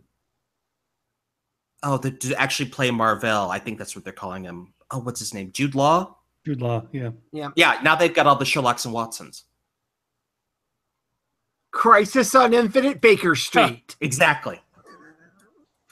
So I think they were. It's possible they're Skrulls because I mean they're they could be possibly they're stuck on a ship orbiting what was Earth. Well, they could be left over from be left over from the cold. From the what? From the cold. What was that? From so there was Hydra, and then there were the people that were actually worshiping the monolith. Oh, yeah, that's right. I forgot about that. Because they were the ones who actually found the monolith, not Hydra. Hydra just found the people who were worshiping the monolith. Well, that's true too. But because they weren't obviously the one dude at least, and I think it's probably true for the rest of them, it wasn't human. Obviously, I think he might have been Skrull. That's the only thing I can think of, unless it's some other. I mean, there's Kree on the station. The Kree on the station. So it would benefit. So you would have that whole Skrull versus Kree thing going on. Yeah, which Kree rather. Yeah, which is probably what we think Avengers 4 might actually be now, if it's not like the other half of Infinity Gauntlet. Well, didn't we? Wasn't there a rumor at least that they're actually moving towards Secret Wars anyway? Well, I don't know. Well, here's the thing: they've kept. I mean, obviously they've shot the damn thing, so it's not like they're going to change the plot, now. Right. But possibly. I mean, it could be Secret Wars. I mean, it could be the other.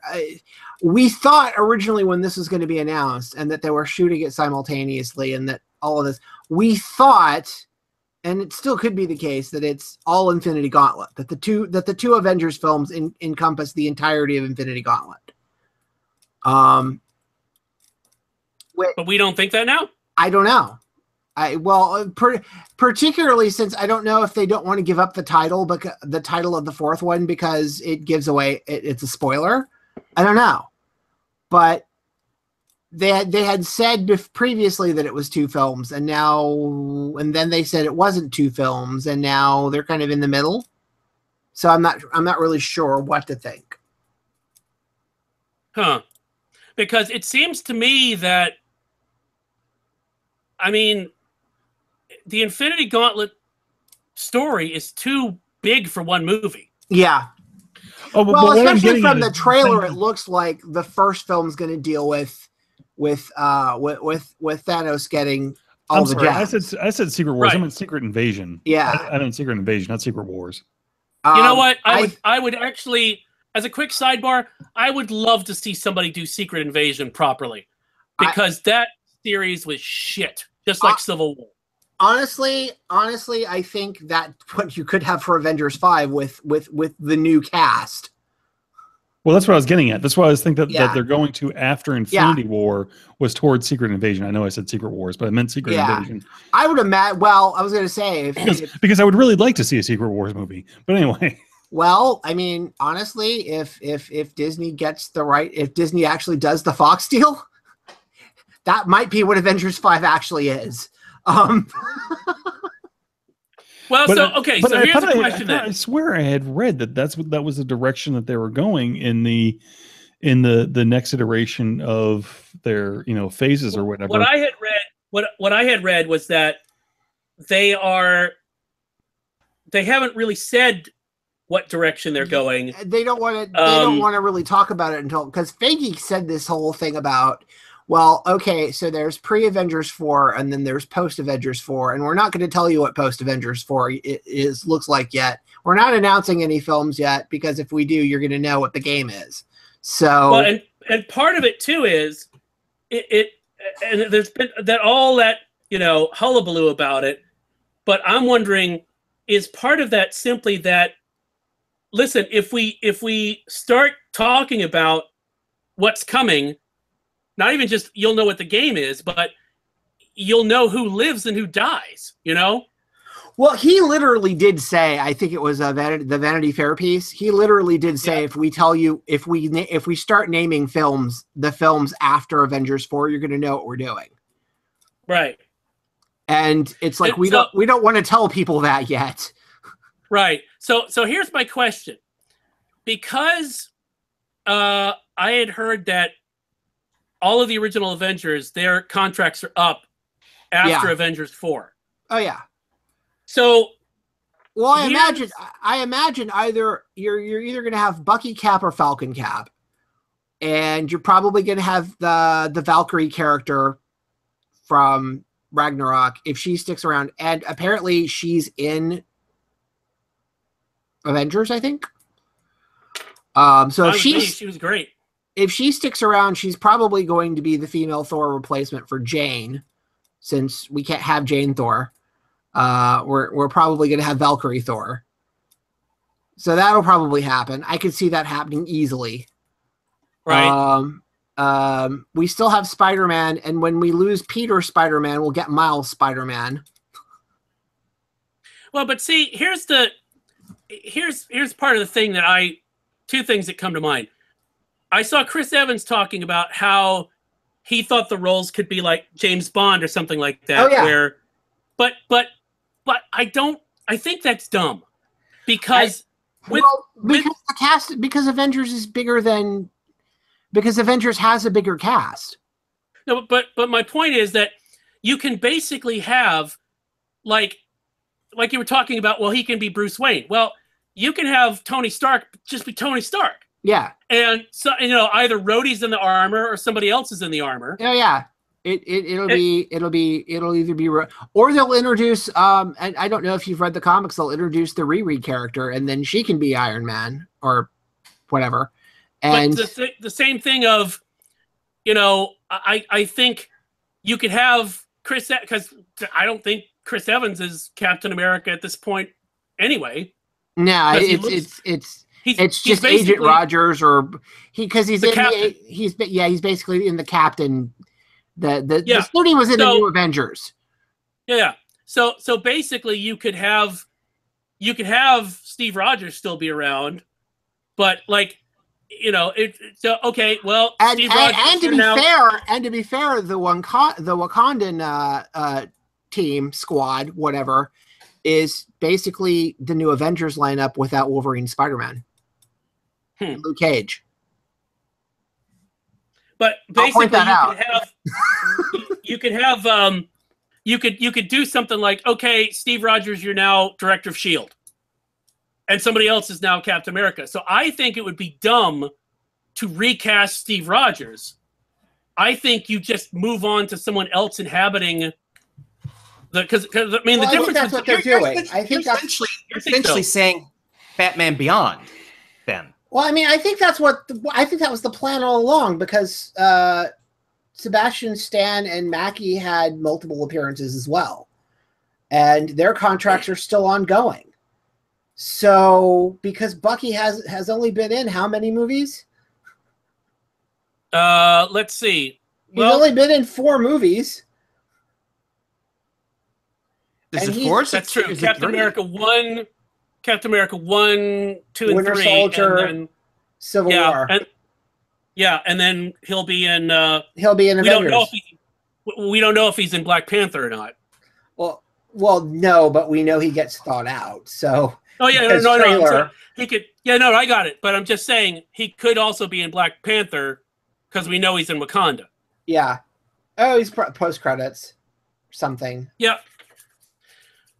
But that's my only concern. I'm like, keep the continuity going forward. Don't, because the other thing too is like James Bond. When you reset James Bond, all you're doing is resetting James Bond. Yeah.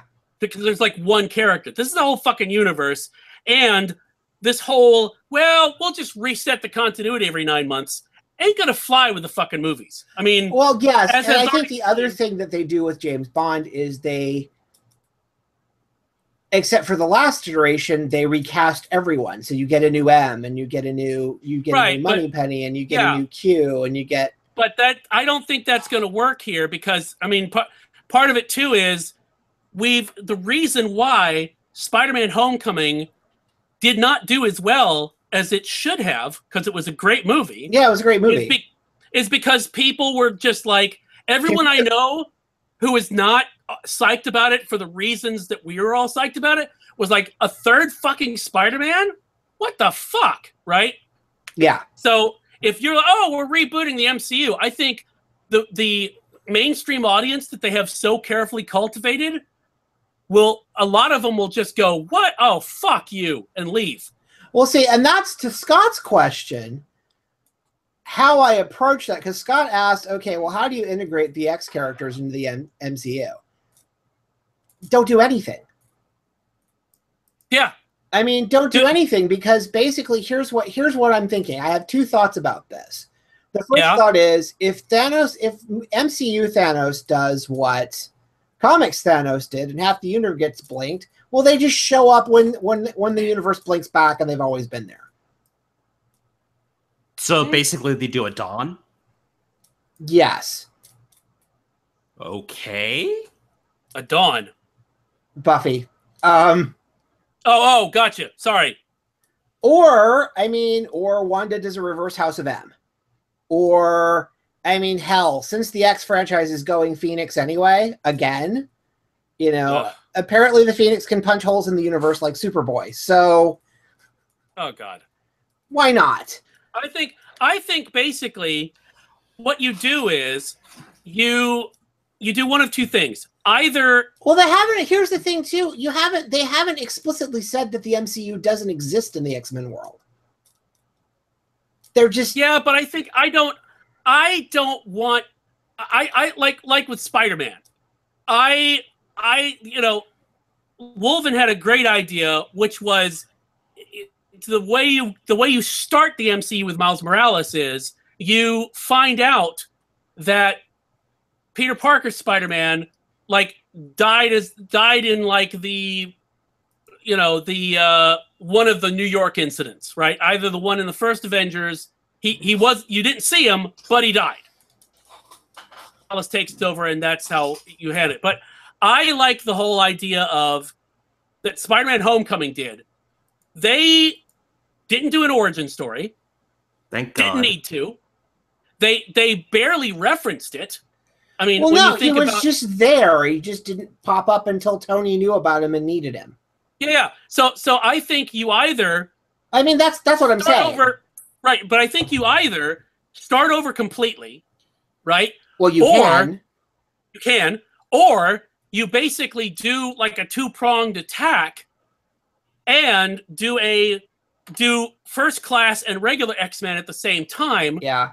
where you show back in the 60s, in the 60s with the 5 originals, you have fucking X-Men, and then you fast forward to today, and those are the people, you know, working with the current MCU. And you could do all kinds of fun shit.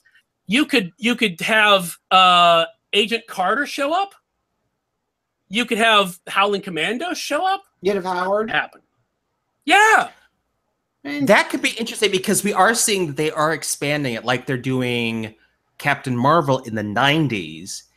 It could be that they. I mean, technically, you could do that. You could do that. Good. You could do that Wolverine. You could do that Wolverine Black Widow story they did in X-Men. Yeah. Scott, or they could. No, I was going to say they could, like you said, they could do what they've been doing with the X-Men movies: is have the X-Men in the 60s and the 70s. Something happened to them, and either through Thanos or what other plot device they decide to use, they pop back into existence, and it also causes other mutants to come back. I mean, the thing I point to by saying, well, they've just been there, and you know, they weren't on the radar. I mean, right. I look at the what we obviously know as a helicarrier in Deadpool. I mean, even the people with the film said it was a helicarrier. They just couldn't finally get permission to actually say it. Well, and yeah, the other thing. Oh, go ahead, John. Well, I was just thinking about that. My thinking, of course, was that helicarrier was one of the ones that was destroyed in Winter Soldier. Yeah, I mean that's literally what Ryan Reynolds was talking about. In there's a, I don't know if it's a commentary or something he was talking about. Yeah, that was supposed to be a helicarrier. We just couldn't get the final permissions to do it in time to actually say it in the film. But they were making all sorts of deals to get like references and characters in the same divorce settlement that brought Negasonic over. So, one thing I'll be interested to see is how they have somebody with the powers of Captain Marvel, you know, do stuff. I mean, I don't know. It'll be interesting to see how they kind of retcon her into MCU, where it seems like everything was hidden until Tony showed up with the Iron Man suit. Well, and I think part of it too is that you can even do a retro Fantastic Four film. You could, but I like the idea of basically, if you do, like I was talking about, you have X-Men First Class, yeah, where they are under the radar until a particular point where something happens that is so fucking big that S.H.I.E.L.D. can't help them keep it undercover. Xavier can't keep it undercover. It's just that big. But until that point, you can simply have the Men in Black everything. Yeah. So you don't remember we were here. Well, and they're telepath. We've got a couple of telepaths, so why the hell not? Yeah, it's just there's something that happens that is so fucking big, they have to go, all right, we're in it now. Or, you know what you could do? If they're buying all the stuff that Fox has, do they have the rights to the Shi'ar Empire? They would, yeah. Yeah, they would. They could have been hanging out with the Shi'ar, and now they got like the Kree and the Skrulls showing interest in Earth. They'll probably show up and, you know. Well, obviously you could do something like Jean Grey phoenixing out and destroying a planet. That definitely got some attention. So, well, and the other thing too is it could be that, you know, Xavier was like, fuck these people, I'm going to hang out with this high Empress. Honestly, right now, Sophie Turner is just sitting back waiting to see how big her role in the next thing is going to be. Because... But see, here's what I think you could do, is if you wanted to, I think you're talking about the reverse... House of M, yeah. Reverse House of M. You basically do that where maybe if it's not even Scarlet Witch, maybe part of the thing with the Terrigen Mists getting out there is that it, yes, it affects the people who are potentially inhuman, but what if it also starts timers on more mutants showing up. So you could essentially have two branches of the same. They kind of did that in the comics where they had established the Terrigen was actually lethal to mutants for some reason. I'm not sure why. Because they ran out of ideas. Yeah. But I think basically you could have mutants being a rare thing. You mean a mutation? What's that? You mean a mutation? Yeah, the mutation. The mutants who have powers where basically they just come from, I got to about 14, 15, I started having headaches, now I have powers. That kind of thing. As opposed to where they are now, which is something happened, capital S, capital H, whether it's I got exposed to weird shit, like, whether it's the Terrigen mists or the chemicals for Daredevil, or I got bitten by something radioactive, like Spider-Man. No, this is just, I woke up one day and I had phased through the floor and into the basement of my house. Well, I mean, but I didn't go through a cocoon. Well, I mean, the other thing is, I mean, if the New York incident is tied so strongly to all of Phase 1 and Phase 2, you could tie it into, well, when Thanos shows up with the Tesseract, or with the cubes, or whatever happens on Earth, that could cause mutants. It could. Or here's something else. We do know from Agents of S.H.I.E.L.D. that they had this list of like what they called enhanced, where people who got abilities, they said, okay, you need to behave or we're going to lock you up. That could have been the mutants. They just didn't call them that. But after S.H.I.E.L.D. fell, some of these mutants started figuring people out, because social media, they have their own private Facebook group. Then all of a sudden they say, hey, we're here and they're on Snapchat, buddy. They're on the private Snapchat lines. Exactly. It could be that they were hidden by S.H.I.E.L.D. because, they wanted them to keep them undercover. But after it fell and everything else, is like, no, we need to get together. Here's the thing, Scott, and people who watch Agents of S.H.I.E.L.D. do not take this the wrong way, but you're not going to base a movie plot point on anything that happens on Agents of S.H.I.E.L.D. All right, and that's kind of what I was getting at earlier, was that because you're not going to blow it up and then just go back to exactly. Right back to I see your point now, but you're not going to base they're not going to base any movie plot points, let alone the introduction of mutants into the MCU, on a plot point from Agents of S.H.I.E.L.D. because not enough people watch that show. So I think it just goes the other way around. That S.H.I.E.L.D. gets boost from the other thing. The other thing too is that point from movie. Yeah. Basically, they could basically do whatever the fuck they wanted to. Yeah. The only thing I don't think I want them to do is bring it over as is, because for for every good thing that the X franchise did, there are about 20 shitty things. Oh yeah, no, I'm saying there's either a way they can do it where they leave it alone and let it do its own thing, which, to be honest, is what the comics did for the majority of its life. I mean, you didn't see the Avengers in the X-Men comics. You didn't see that whole Claremont run, the entire. But then you'd have to have the same old thing about why aren't they there? You'd have to deal with that shit. I mean, again, 17 years of the comic where the X-Men were basically on an island unto themselves. I mean, occasionally Spider-Man showed up. Occasionally you had a crossover. But 90% of the time, the X-Men stories were self-contained. Right. But I think you need to... I think there is a point there in that you can only do that so much because we've already established, like, oh, well, Spider-Man's been on YouTube, right? Yeah. So you're going to have it's not like, back in when Claremont was writing that stuff and when it was coming out, where shit didn't happen and there was no YouTube, Yeah. So I think there is a certain point at which you have to have them come out of the shadows, so to speak. And I think before that, you have all this stuff, and you could have like I said, it's a critical thing for Xavier to keep them under wraps. And you could even have, Xavier and Fury meeting and talking, right? so that they. I mean, you could have the Illuminati. Honestly, you could basically do the Illuminati. Not as shitty. Let's have it less shitty. I mean, okay, so none of the people who actually wrote that are involved in the films anymore, so it will probably be written better. I know. It makes my eyelashes bleed. Although, if it makes you feel better, they've all gone to DC. So, oh my, Bendis. No, because think about it. Remember the movie committee? Bendis, Whedon. Yeah.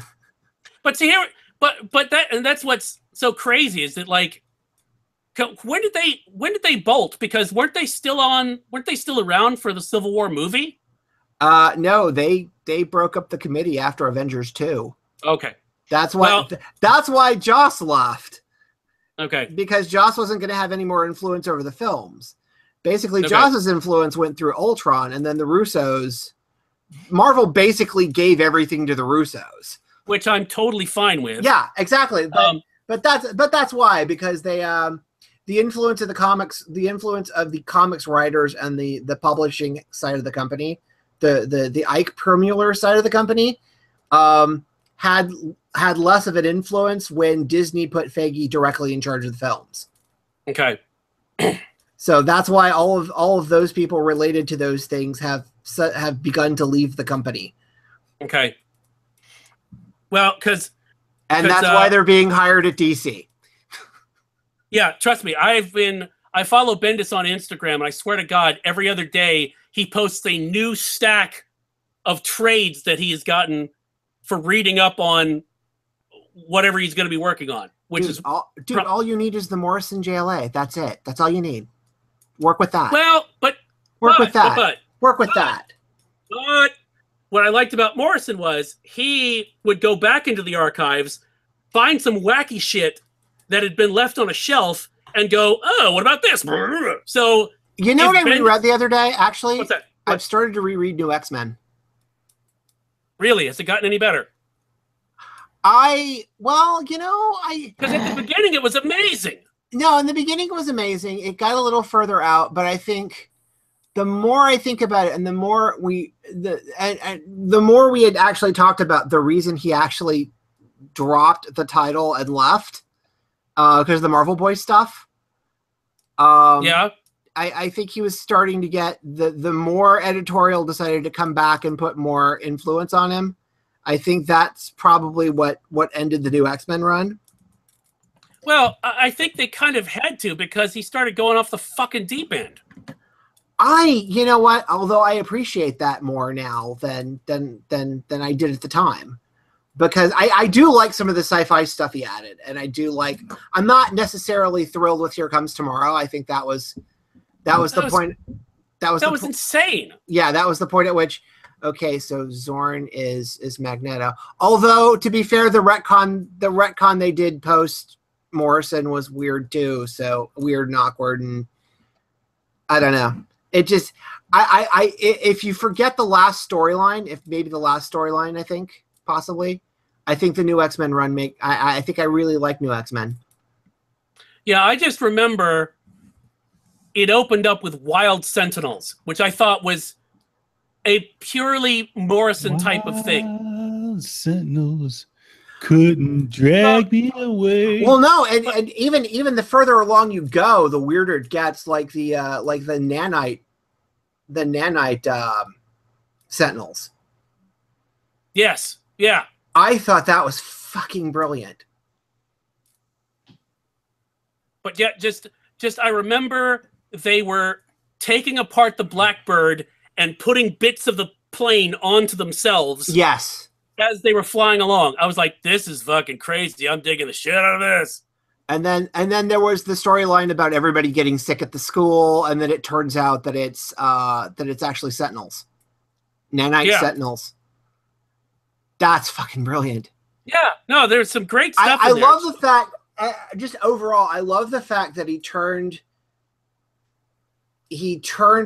New X-Men essentially into a sci-fi book, which is kind of cool after iteration upon iteration of the Outcast thing.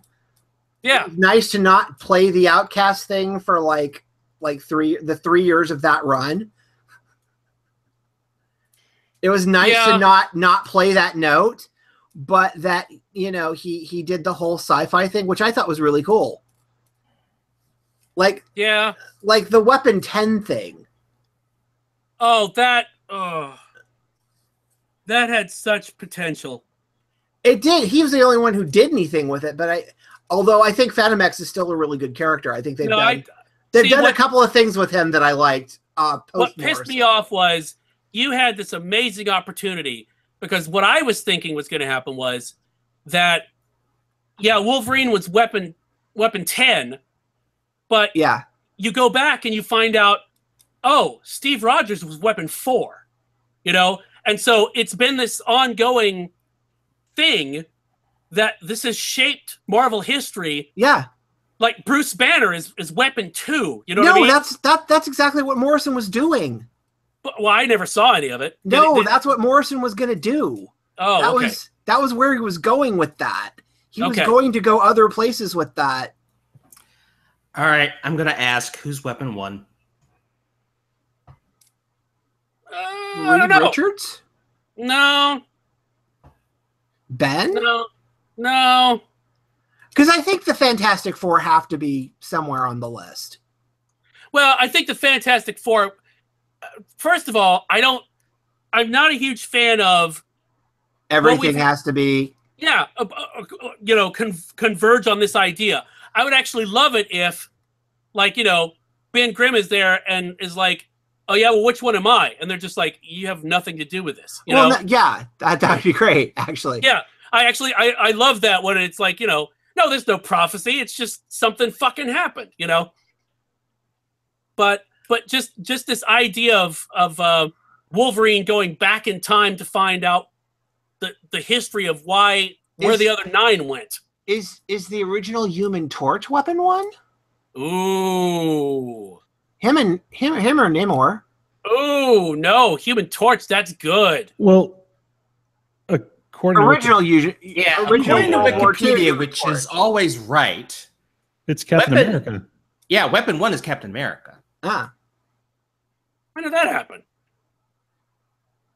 Because they weren't. According to the Weapons as part of Weapons Plus program, he's probably reading the same thing I am. Yeah. The Weapons 1 was a volunteer, which was Captain America.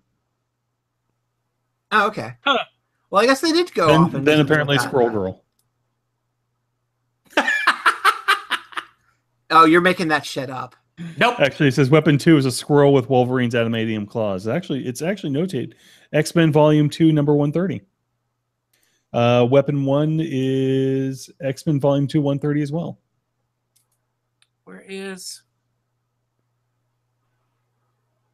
0? Weapon 0 is classified, though. Weapon 6 was, according to this, Luke Cage. Let's see. Now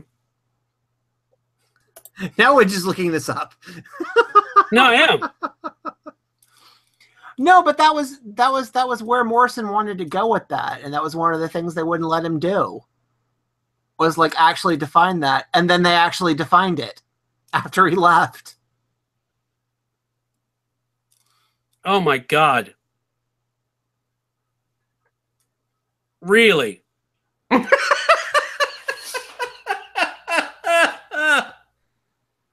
Yeah, no, this is not. No, that's not what Morrison had intended. No. So this is what they did with it, not what That's what they did with it, not what he intended to do with it. Yeah. Weapon 3 was a skinless man. Caliban. Yeah, see, and of course they're taking they have to just take it to a stupid level. Weapon Infinity. What? No, don't do that. But we're going to do it all. They needed the money. Listen, they needed the money, Scott. And basically they took the because idea you didn't buy any of those fucking Toy Biz action figures in the late 90s. They needed the fucking money, Scott. Wah. You've been there. You know what has to happen. My heart bleeds for that. When you needed the money, you sell the IP for Mort the Dead Teenager to Quentin Tarantino. Oh God. That's what you do. That's what you do, Scott. That's what you do for money. By the way, Quentin Tarantino is pitching a Star Trek film. Yeah, I saw that. I posted about this. I don't know. Well, I mean, here's the thing. Paramount's taking him seriously, and J.J. Abrams is taking him seriously because it...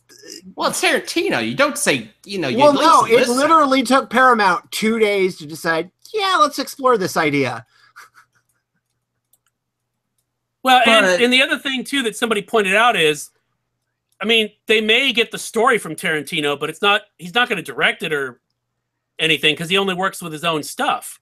At least so far he has. Well, I mean, there are a couple of reports saying he approached Abrams about this and said he might direct it, depending. Well, technically, it's his story. It's not the universe, but it's his story. No, I know. But what I'm saying is they brought in, I understand, like a writing room to basically, you know, get... I thought it was, let me do an info dump with what I've got. I get story credit. You guys run with it type of thing, but I could be completely wrong. No, Paramount is developing this thinking that apparently from the stories I've read, Paramount is developing this thinking that Tarantino wants to be seriously involved in this. Wonder where that came from. But I mean, again, well, it's like, he's kind of always said he's had this Star Trek idea. Really? Yeah. Huh. He said it a couple of times in a couple of commentaries. I have this, and it's one of those things where you just write it off because it's one of the stupid things you would expect Tarantino to say, like as an offhand comment. I got a Star Trek idea. Well, of course, at least until recently, Star Trek was kind of not doing that much. So who cared? But no, I mean, he's apparently had this Star Trek idea in his back pocket for a while. And apparently he finally decided to phone the girlfriend up.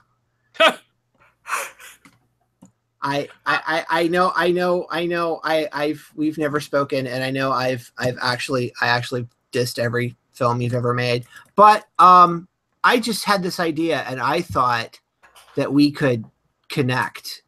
And does it involve going to a planet of shoeless women? Oh God. I don't know, but obviously, if it's Tarantino, there is at least a 30% chance Pam Grier's in it. So, don't we all want that? Or Samuel L. Jackson as a starship captain. Wasn't he already a starship captain? Didn't he make who?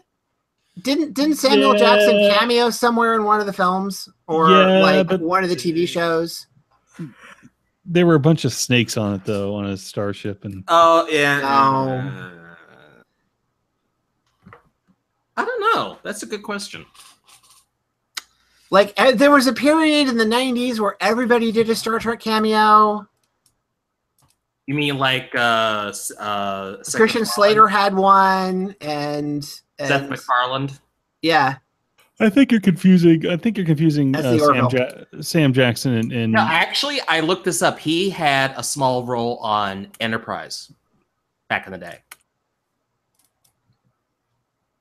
But yeah, he's also expanded that into his own series. So, but there was like this thing in the 90s where like people showed up in small cameos in Trek films. Like Kelsey Grammer did the thing in the Next Gen episode. Yep. Famke what's her name? Famke Jensen? Thank you. Yeah, she showed up in a show. Listen, Scott, you were broke. You know what you had to do for money? Oh God. Are we going back over that again? Please no. So looking at volume, looking at that particular one that has all the different weapons in there. We're going back to this. It was written by Grant Morrison. Oh, was it? Yeah. What? It said it was a new X-Men. No, the writer for that particular issue was Grant Morrison. Although it could have been somebody it was New X-Men 2001, number 130. Now, it could have been somebody using his name. No. That the same guy who was the Asian girl, or whatever that was. I'm going to have to go back and read that issue. It's literally called Weapon 12. No. Yeah, Weapon 12 is they fought in the world, if I remember correctly. There was a, what do you call it? Like a fucking biosphere in which they were growing new weapons. Yeah. Yeah, that was Weapon 12. That was the thing. They went forward from Weapon X. But I don't remember him it was Cyclops's it was Scott's midlife crisis, basically. Hey. It was Scott's midlife. No, not you, Scott. Unless you've had mental sex with Emma Frost dressed as the Phoenix. Ew. Okay. You haven't. Really, who hasn't? He did when he was drunk. Oh, you wanted to. Ew, vagina, no. And flaming vagina, no. Flaming vagina? Well, is that a weird cocktail? No, that's his Flaming Lips cover band. No, that's you said it was Emma Frost as the Phoenix, so blame. She don't like jelly, Scott. But feels like jam. Well, it was just Phoenix cosplay though. Isn't it always? Yeah. Well, she said she was Jean, and she died. Okay. It's like a witch. It's like the witch test in Monty Python. Does she float? Well, she says she's Jean Grey. Have we killed her yet? Oh God, that could be something. That's something they're going to have to do if they get it.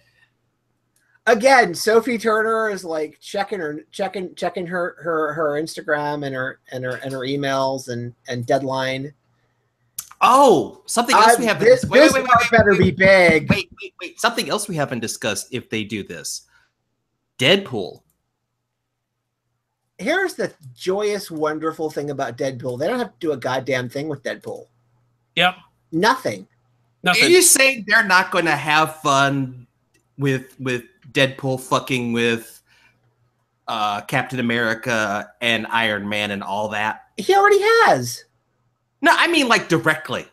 He already has.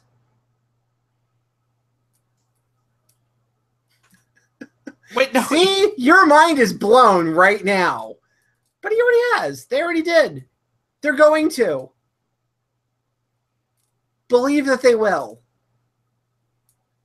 They already have. No, they haven't. How many different trailers of Deadpool were there? I don't know. Why are you asking me such things?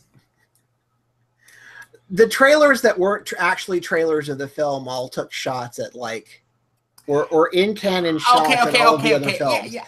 And you can say they're actually not canon for the films, but Ryan Reynolds has already said, no, those trailers are canon. And as we know, he's the only one who has anything creatively to do with any of these films. So that is the source of the films.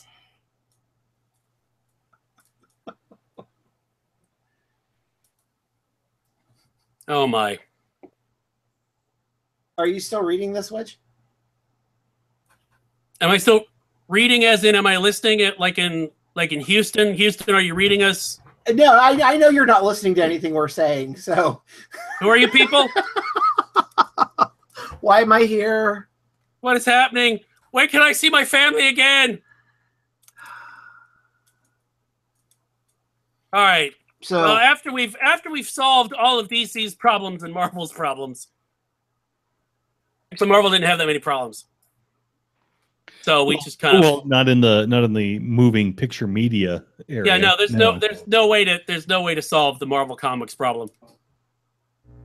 Because didn't they just announce like a whole bunch of event things after they swore after Secret Empire that they were going to stop for a while? Yeah, I don't know. I don't really pay attention to it anymore. They're working on the Secret Garden crossover. Yes. Hey, John. They've got the Angela character. They've got to use her. John. When a thing is wick, it's got a way about it. Thank you. I read Image books. That was outside of comics, at least as far as I know. That's the as new. As far as I know, that's the new PBS. I only read Image comics. That's never been said before, ever. Actually, I only read one Image comic. I'm sad. Yeah, me too. Walking Dead. That's it. Yeah. Well, I don't. That's not the one I do. I do Wick Div. I do Wicked and Divine, and that's actually coming to an end this year. Next year's the last year of it, they're saying. So it'll be interesting. Indeed. So, shall we? Yeah, let's move on to recommendations then. Okay, I'll go. Go, Tough Lake. 2 albums. Noel Gallagher's new one with the High Flying Birds. It's called Who Built the Moon, and it's fucking trippy. It's great.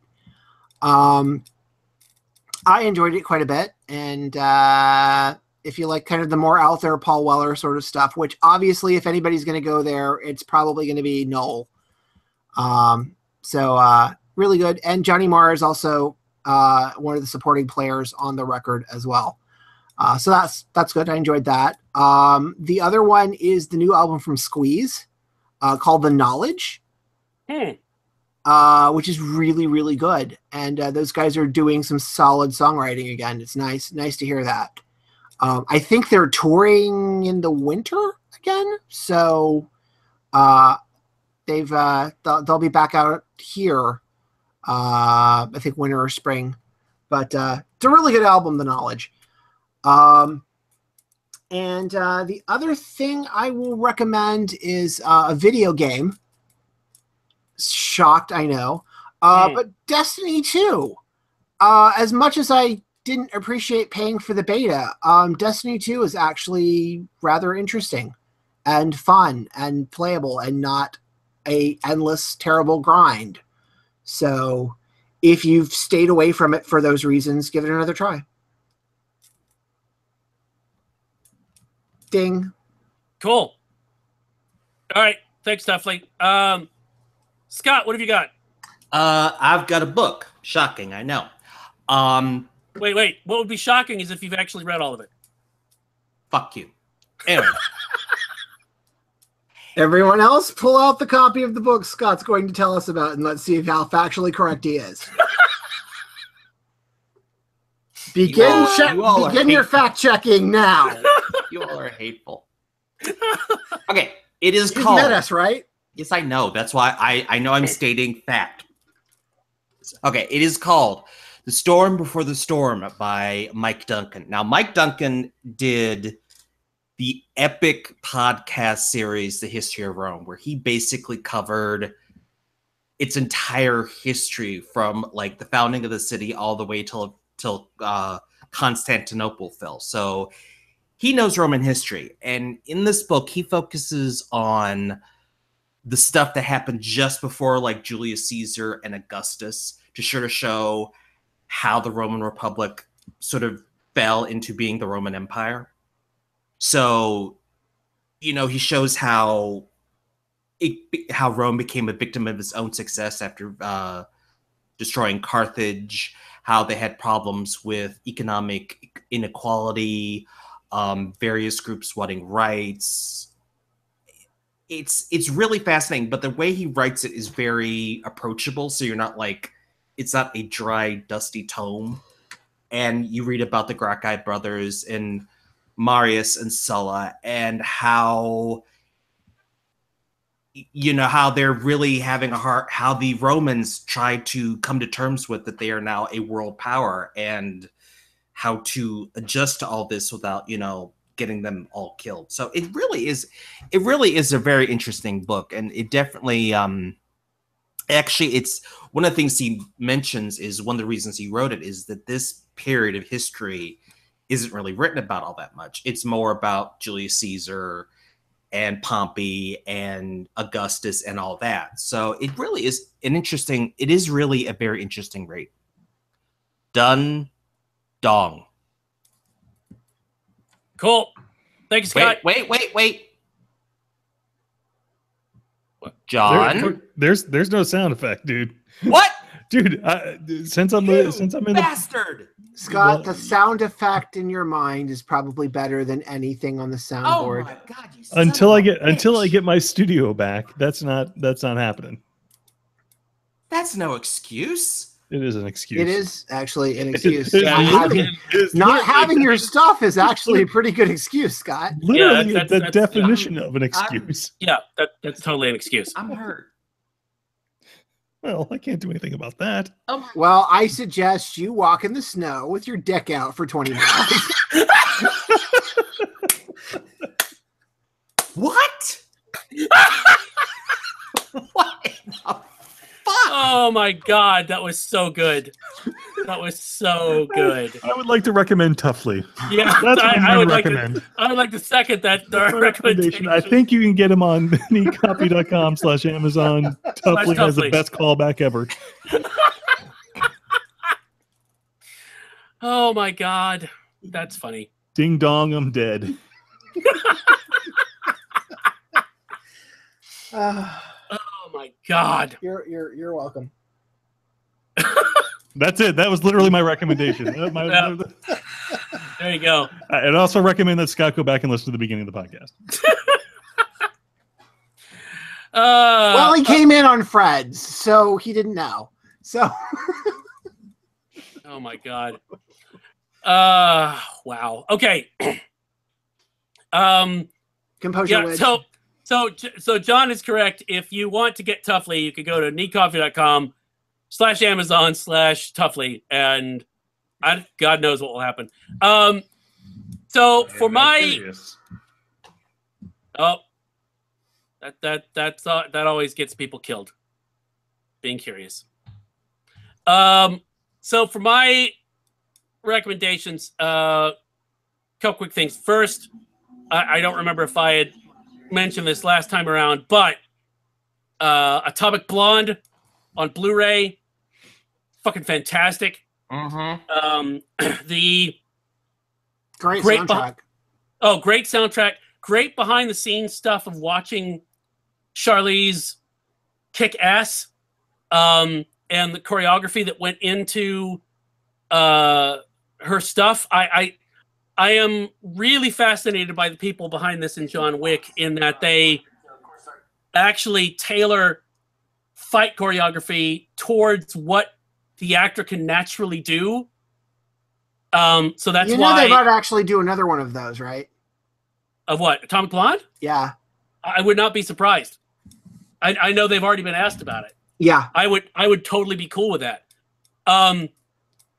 But the fact that, that's why you've got a lot of grappling gun fu with Keanu and John Wick, and they have completely different kind of choreography for Charlize in Atomic Blonde.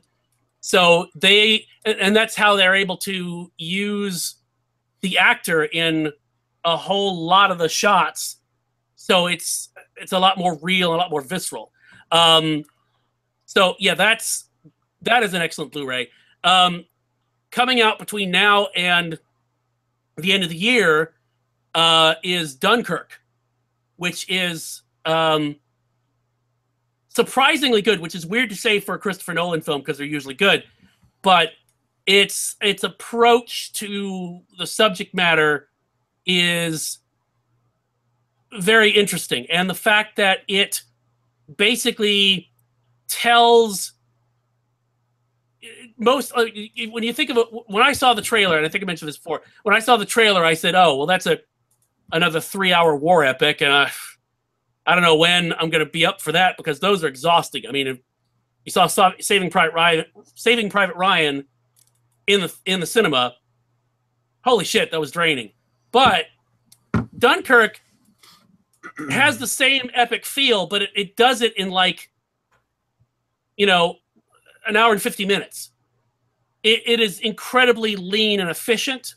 Even for Nolan standards, that's lean and efficient. Yeah, but it's really, apart from the subject matter and the story and the acting, which is all excellent, just I am looking forward to, I want lots of behind the scenes shit, just so, I can see what went into making this the way it is. Because again, and that's the other thing with like Nolan films, it's like, it's fascinating to see, especially with him, the making of, because that's when you go, oh, well, here's the behind the scenes shot of the semi flipping in the middle of Chicago, or, oh, here's on Dark Knight Rises, here's where we actually took apart a plane just so we could take apart a plane, So I'm really looking forward to that on Blu-ray, and it was a really, really good movie in the cinema. So that's what I got.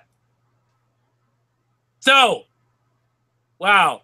That's 2017. That's 2017 in Weekend Justice. We've survived so far to the end of it, at least towards the beginning of December. And I think I realize at the pace we post these now, it's more like found footage.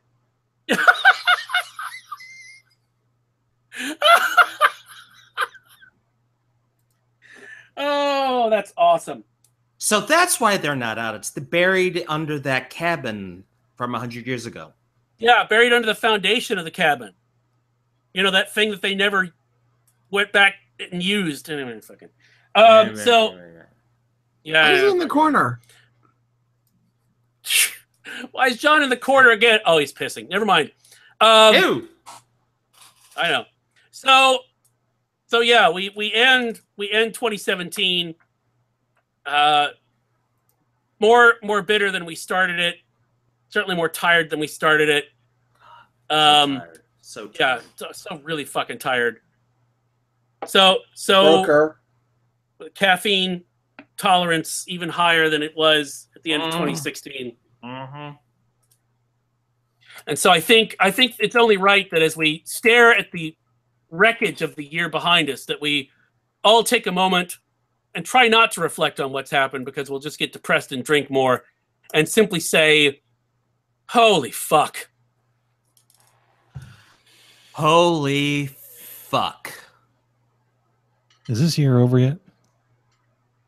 It is, as far as we're concerned, John. Well, it is now. All that's left is third Halloween and New Year's. That's it. What about and then we get Halloween? Fourth Halloween. Hey, I'm fine with Halloween all year long, especially these days. I mean, technically, it is the Purge, but it is pretty scary. No, that was the one thing about the Purge I never believed. Which, by the way, has Ethan Hawke in it. The first one does. Yep. What did you never believe about the Purge, Scott? That Republicans would dress in such fabulous outfits. Those people don't. Yeah. I mean, you saw the shit they wore in those movies. Republicans would never dress like that. They don't like gay people. How would they get access to that sort of thing? Hey, now wait a minute, Scott. I don't know if you've seen, but Roy Moore is wearing a really nice leather vest a lot. Now, if it had rhinestones, can I ask a question? Maybe. Why the hell is Roy Moore dressing like Depeche Mode in 1987? What the fuck is that about? Well, okay, Scott. Toughly. I'm so confused and so tired. Toughly, you know how you would see fashion, like the fashion in like Germany would be behind America? Yeah. And so it would take a while to filter through. Well, fashion in Alabama has to go through London, The Hague, Berlin, Budapest, then it comes back to Alabama. Oh, you forgot Schenectady. Well, Schenectady's the port where it comes back in. So, yeah, I mean, you're right. Technically, you're right. Mm-hmm. Well, it's a different type of personal Jesus. What the hell is wrong with Alabama? Yeah, okay. Wedge. Well, That's a separate podcast, and we're trying to get out of this year alive. So maybe can that be a separate podcast? Maybe that's the question we should on that bombshell. Widget Walls and what's wrong with Alabama? Hey, Tuffley lived there too. One just with me. special guest star J.M. Tuffley. And Widge pulls out the ultimate whataboutism. What about Tuffley? I'm just saying, but there's another subject matter expert. I was there 25 years, and then I escaped in a balloon over the wall during the Carter administration. You were there longer than me.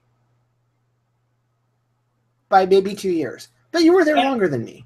And I can't fucking explain what's wrong with it. Hell, I lived in Huntsville, which is not Alabama. Well, Huntsville is the Atlanta. Huntsville is the Atlanta of Alabama. Yes. It's like a domed city. It's the Austin of Texas. Yeah, basically. Well, with fewer drunk people and hipsters. And less good music. I was about to say, just wait, they're coming. Oh no, the hipsters are probably in Huntsville right now. For now. Why are we having this conversation? I don't know. This is going to lead places. We were trying to end this. We were trying to get out. It never ends. It's like we gotta hurry because what? Scott has places to walk to. In the snow. Yeah, it's snowing. You do realize winter is coming, Scott. See, this is the problem. I won't hear the beginning of this podcast for 4 or 5 years. You'll just remind yourself. Oh, that's what that was. Oh. The reality is, if you would go to the YouTube site, you could actually hear it. It'll be a nice little anecdote to tell the grandkids about. The adopted grandchildren. The very adopted grandchildren.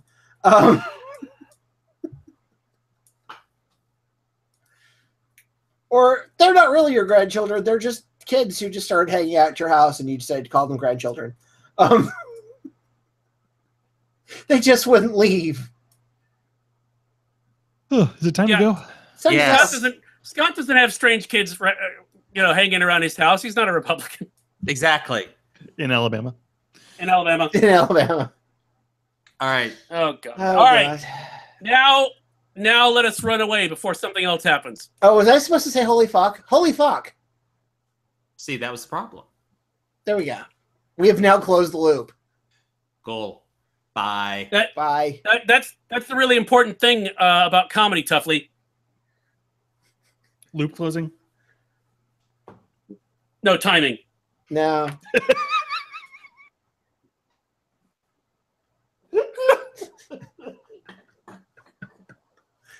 Oh. Circular time. Yes. Time is a flat circle, only because we forgot to inflate it. All right. All right, guys. Thank you. Thank you. Bye. Bye.